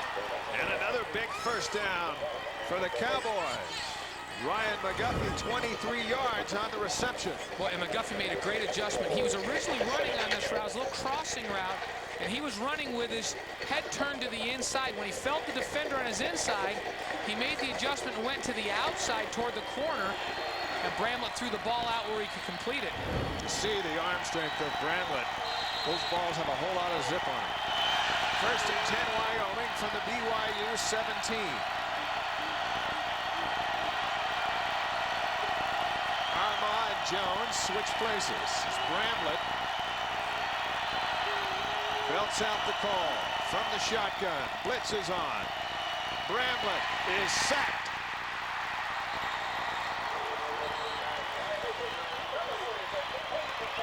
Colby Buckwald on the sack. And Buckwald coming off of that weak linebacker spot, and BYU really starting to take advantage of his speed on the outside in the pass rush. And he's going to come from the right side. He comes all the way. You're going to see him flash into the screen from the outside. He's coming off of that side, and Bramlett wanted to go early to the left side, and nobody open. Good coverage, and coverage is what allowed Buckwald to get to Bramlett before he was able to find a secondary receiver. 7 tackles on the night for Buckwald. 8 plays, 55 yards, and the drive has already eaten up over 4 minutes on the clock. Bramlett, a throwback to Bonite, and Bonite slips 2 Cougars. First down inside the 5. Bonite brought down at the 3 by Mike Tanner. And Wyoming is knocking on the door to retake the lead. Bramlett's just going to throw a quick screen to the outside and watch the blocking out in front. And Mybus, number 29, was the force guy trying to get away. And Goldberg, the offensive tackle, had a hold of his jersey and wouldn't let him go and allowed the receiver to turn the corner and get it upfield. See BYU asking questions to each other on their defensive setup. A lot of looking around going on. Bramlett steps under his center. Armah in the backfield. Armah straight ahead. Touchdown!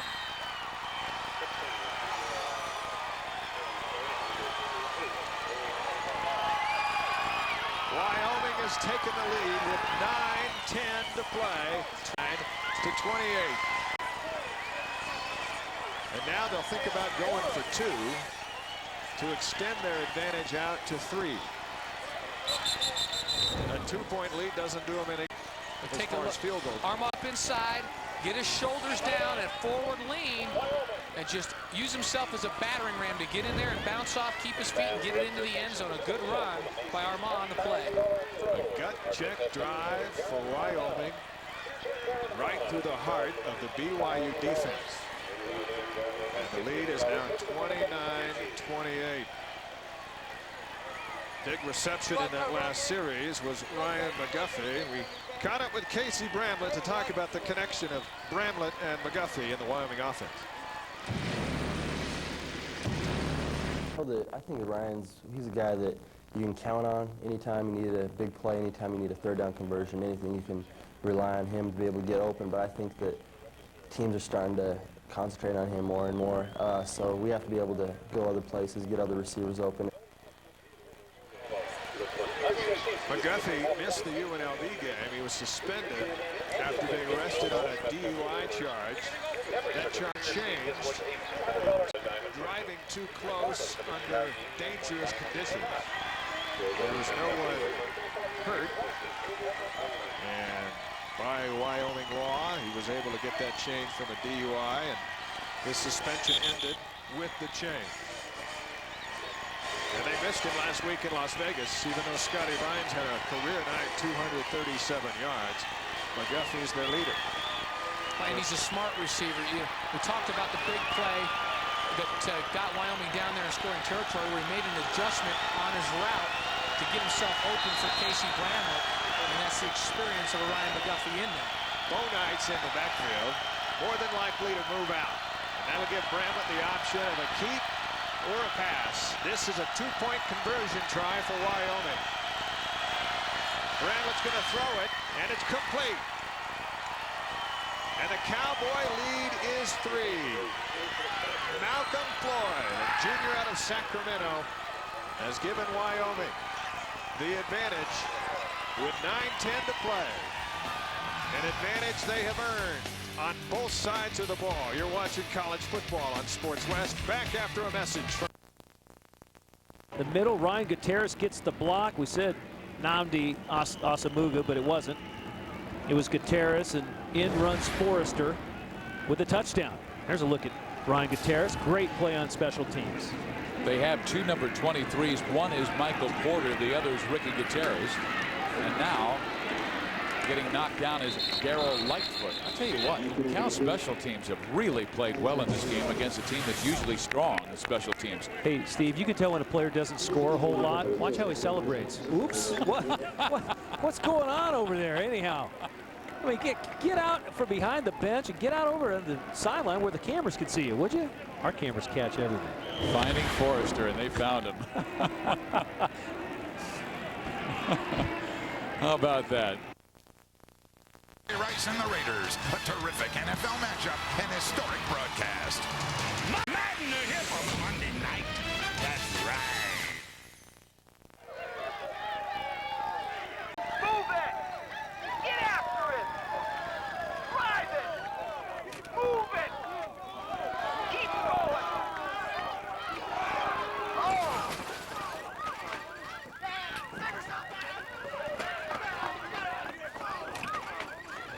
We gotta just keep him locked up in the trailer. ESPN College Game Day, presented by Discover Card, Saturdays, 10:30 a.m. Welcome back. The Advantage Rent-A-Car scoring drive. Wyoming 80 yards in 10 plays. And Armagh 3-yard rush, and then Floyd a 2-point conversion catch. Cowboys lead by 3. Curtis Holder and Curtis Brown are deep for BYU. This is going short, picked up by Logan Deans. Deans has a little speed himself, and he runs it up to the 35.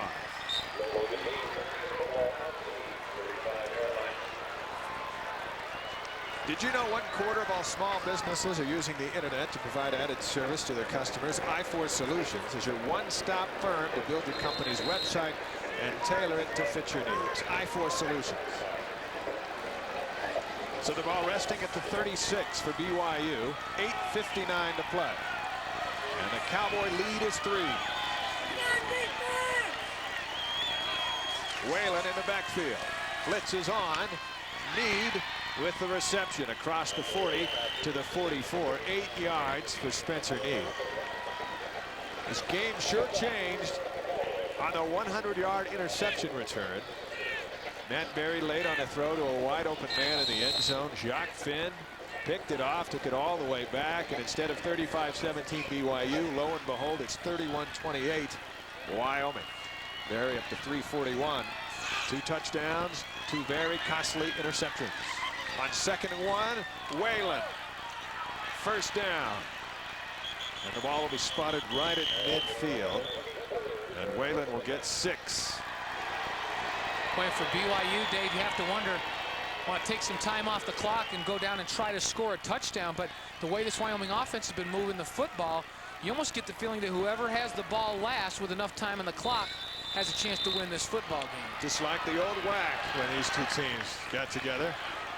This is flashback Saturday night. Whalen's up over 100 yards rushing.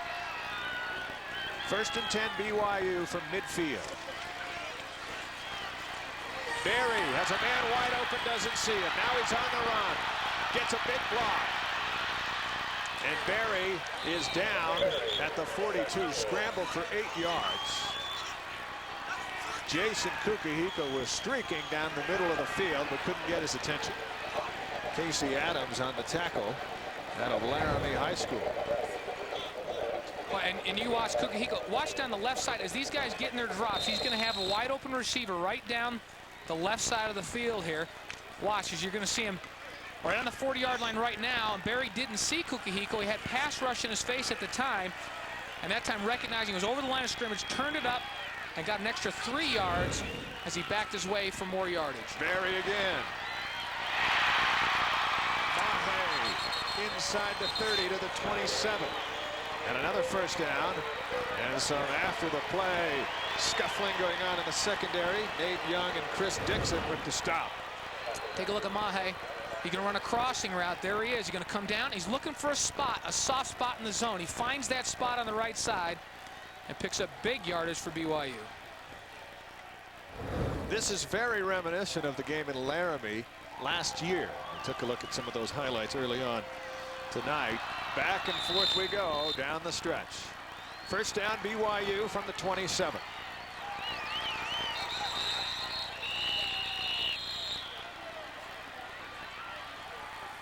Timeout, Wyoming. their second charge timeout. That leaves Wyoming one timeout, and interesting to call time for the Cowboys. We remember at the end of the half, BYU was trying to move the football down, and they had used their timeouts early in the half and were out of any. And it shortchanged that drive for Wyoming. One timeout left in the football game. BYU driving, the count 31-28. ESPN's NFL Primetime. The whole day in football packed into one show. Oh, that wacky AFC. And he gets in. Chris Berman and Tom Jackson. All the score, stats, and highlights. He could go off the way. Every game, every finish. This is a ball club with great balance. If you missed it, if you saw it, if you just gotta see it again. And he makes the catch. Wow. NFL Primetime, 7:30 Eastern, Sundays on ESPN. What does he need? 364 to overtake Danny White, right? That's Danny White. Yeah. He's got a bunch. 3rd and 12. Downfield. Touchdown, Skylar Bolton. What a throw. What a catch. What a game. What a game. That's right. Round the Horn, a full contact sports show. Weekdays at 5 Eastern on ESPN.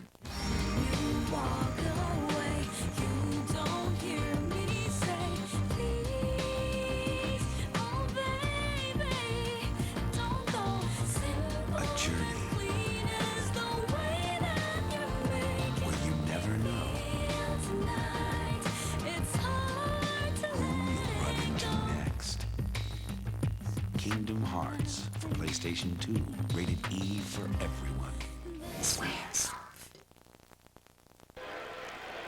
Welcome back. BYU driving, trailing by 3 with 7:02 to play. And Barry up under center, ready to go to work. Curtis Brown, and he dives inside the 25 to the 24. Computech Consulting is your corporate source for all your technology needs. At Computech Consulting, we provide solutions to enable your company to focus on business, not on technology. We're Computech. Everyone has tools. We know how to use them. Technology problems? Not anymore. Driving problems? A little bit. Well, you look, the results, 2 interceptions, ending drives, and a punt. 1 touchdown here in the second half after BYU had a very productive first half. Kyle Wilson in the backfield. And this is Lance Pendleton. And Pendleton runs very close to a first down. Right at the 17. Chad Bueller on the stop. It's close enough to measure. Pendleton comes out, sneaks in, sneaks out. First down, BYU.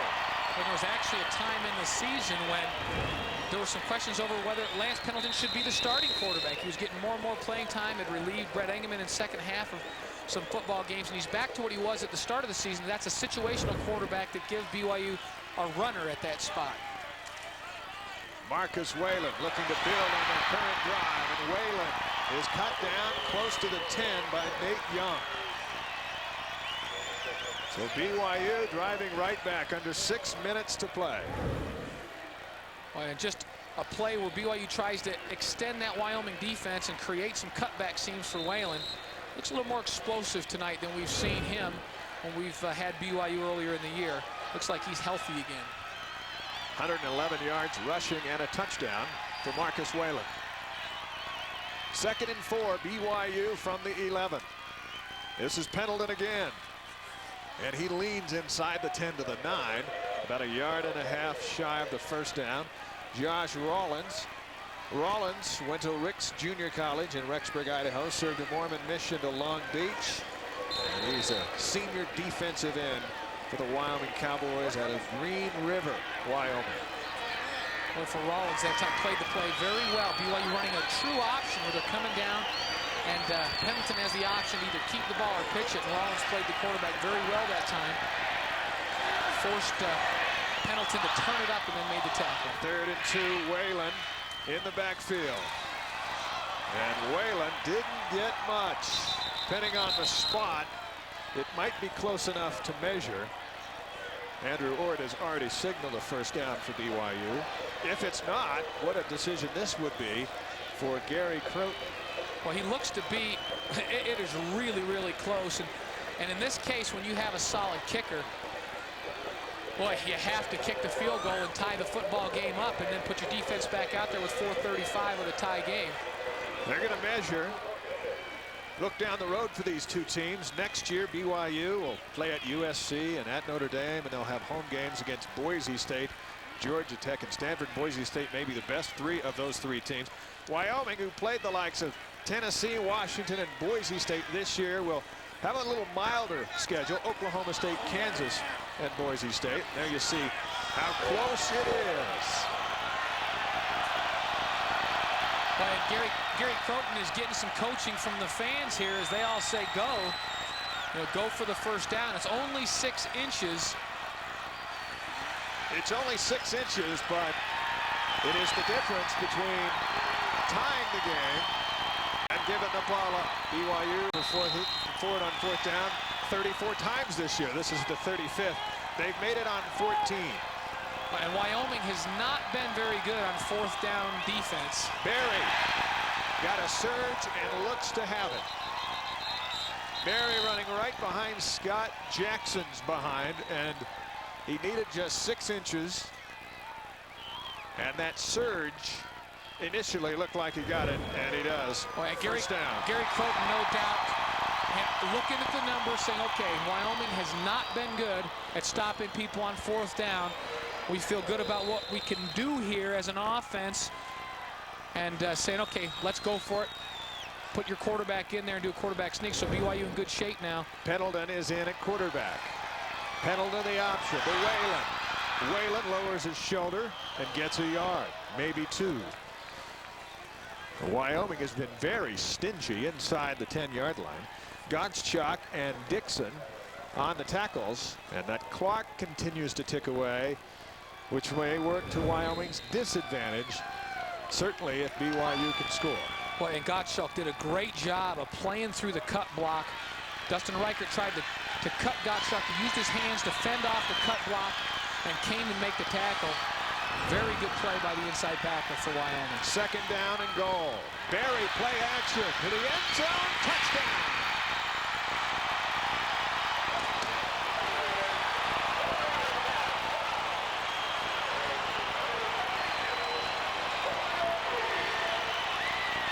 A very similar play against Utah State that gave BYU the lead was Gabe Reed open after a good fake by the quarterback and a rollout. You get the whole Wyoming defense flowing to the defensive right, and then bootleg out to the right side for BYU's offense. And Reed made a good catch because that ball was thrown in behind Reed. Very important extra point. 3:28 to go. It's now BYU 35, Wyoming 31. You're watching college football on Sports West, and we are back after a message from your local station.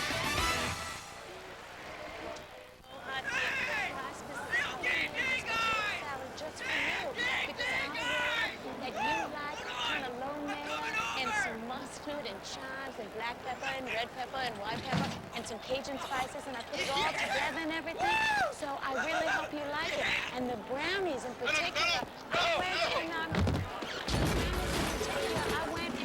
made, you know, and I got the ESPN College Game Day, presented by Discover Car. They have lost 10. It is still a 1st and goal, but now at the 20. Walter to the air again, looking. Downfield it goes. Justin tackling to the 10. So they get 10 back, and the tackle is made by Tom Canada, number 44, with Matt Nixon. Steve, just a moment ago, see Pinker. Well, you know what? I'm not sure. I believe Pinker was there, but you know what? You think Dirk Cutter's got an argument? Sure he does. Absolutely. Yeah, it looked like a legal formation to me. So anyhow, on we go. Oh, it's kind of a bummer, huh? You leave New England, Patriots win the Super Bowl. Ouch, that hurts.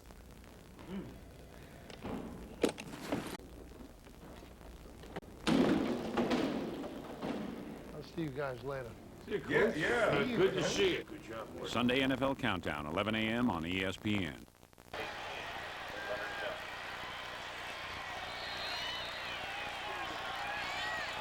The Advantage Rent-A-Car scoring drive, BYU 64 yards in 12 plays, 5:31 on the clock, and Reed a 4-yard touchdown catch. And now Matt Payne kicks it off, and that's Jones 2 yards in.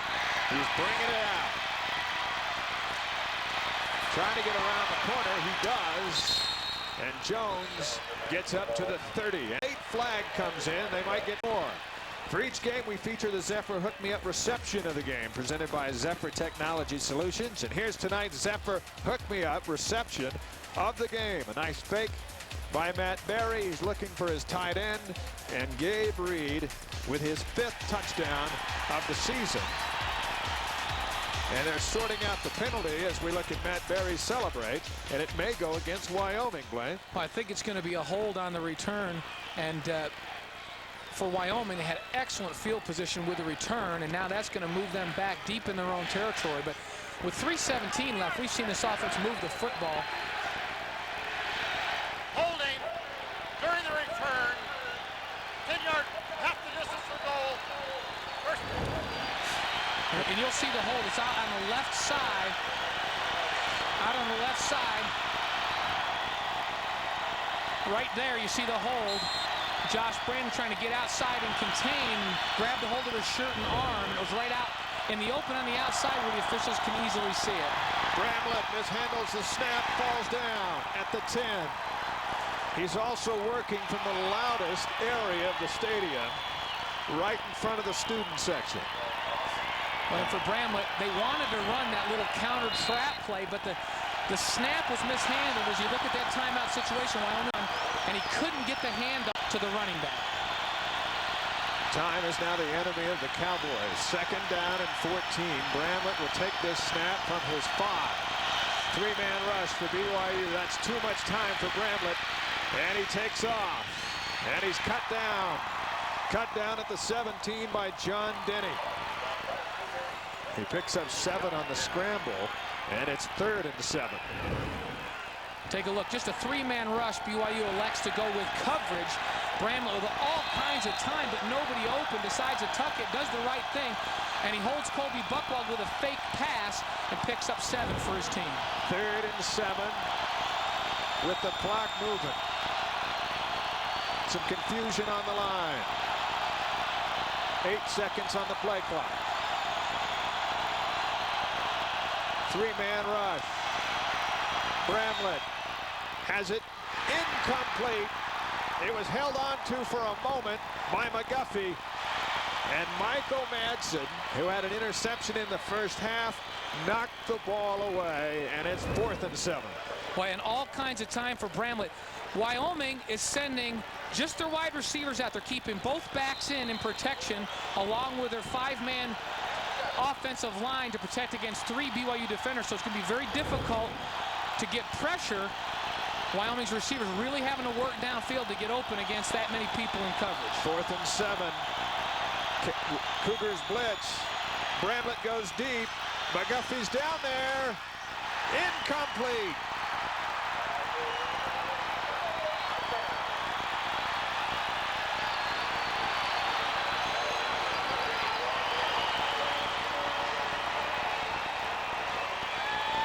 Brock Ralph, the intended receiver, the senior out of Raymond, Alberta.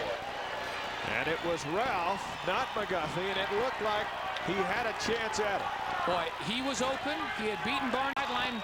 Bramlett made a good throw out on the fingertips for Brock Ralph, and he almost came up with it. Had to reach out. The ball hit the ground as he tried to catch it, and as he hit the ground, the ball came out. But that was very close to being a huge reception for Brock Ralph. Minute 45 to go. Wyoming has 1 timeout. Berry to Brown. And just leans into the pile right at the line of scrimmage. Maybe a gain of a yard. And that shows you how much confidence Gary Croton has in this young freshman running back to put him in the football game at this point when you cannot afford to turn the ball over. Wyoming will be holding the running backs up, trying to strip the football away. And Croton has the confidence to put a Curtis Brown in to handle the ball in that situation. Timeout, Cowboys. That's their last timeout. Minute 29 to go. Wyoming will go home to play Utah BYU will stay here to host New Mexico. The executive producer of Sports West Productions is Michael Miner. This Sports West telecast was directed by Russ Merrill. Technical director is Michael Brewerton. The associate producer is Jesse Christensen. Graphics Ryan Mangum and Scott Woodbury. Of Sports West Productions is Dan Checketts. We thank our entire staff and crew in promo tonight, most especially Mike College, Mel Olson, and Sandra Orton, who've been our help up in the booth, and they've done an outstanding job once again.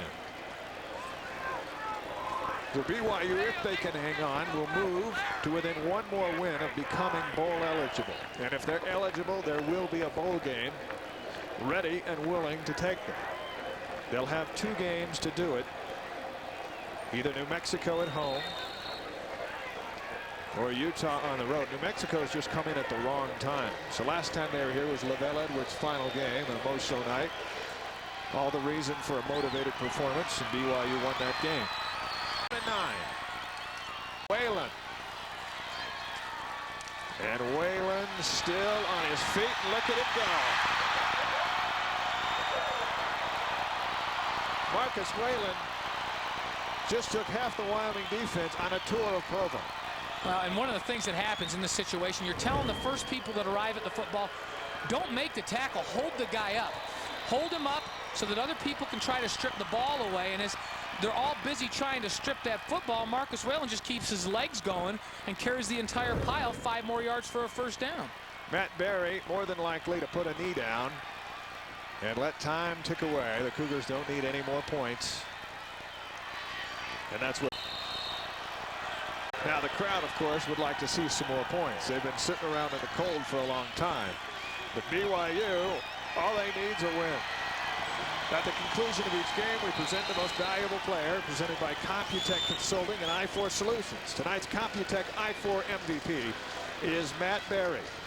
He had some adversity, picked off a few times. Wyoming cashed those in for points.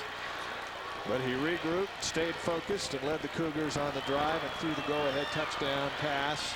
And Gabe Reed. That will do it.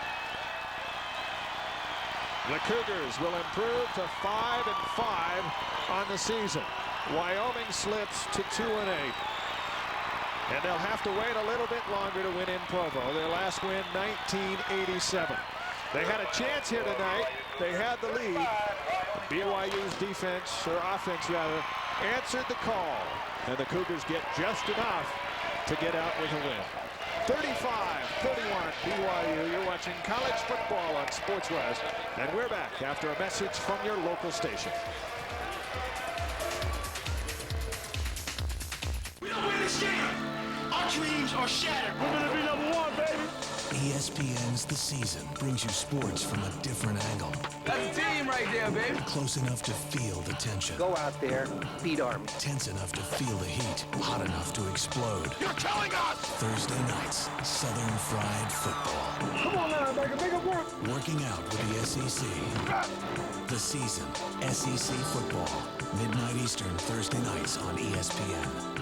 Rated E for everyone. This is what it feels like when I start draining threes.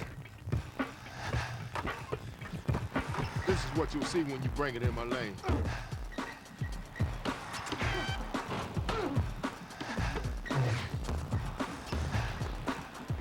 This is what it feels like to be dunked on. This is what it feels like to play in the NBA. NBA 2K3. For the extra point and the win. Quit moving your hands. What's the matter, Tom? Snow. Green Bay. December. Lambeau Field. Come on, pull the trigger. Let's go, Jackson. Pull the trigger, man. All right, just get a choke. Oh, I guess not. Sunday NFL Countdown, 11 a.m. on ESPN.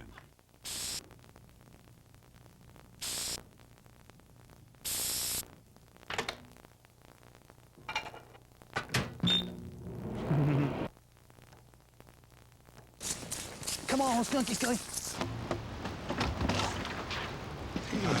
He was in my garage drinking paint.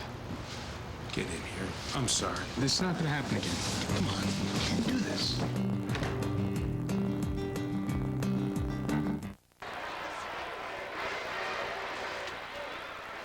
35-31, BYU defeats Wyoming.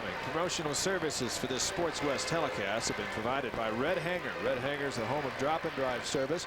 Drop and drive will save you even more time. Ask for details at any of the 13 Wasatch Front locations. Check the white pages for the location nearest you. Now the final stats. There are a lot of numbers here, presented by quality Sinclair gasoline with SG 2000. It's simply unbeatable. We take a look. BYU 532 yards in total offense. Wyoming's been giving up 500. So that is right in line. But Wyoming's been, over the last 5 games, putting 450 yards a game on the board. BYU held them to 359. It's everything we thought it would be in terms of offense tonight. We'll be back with a final thought as the band plays on. BYU 35, Wyoming 31.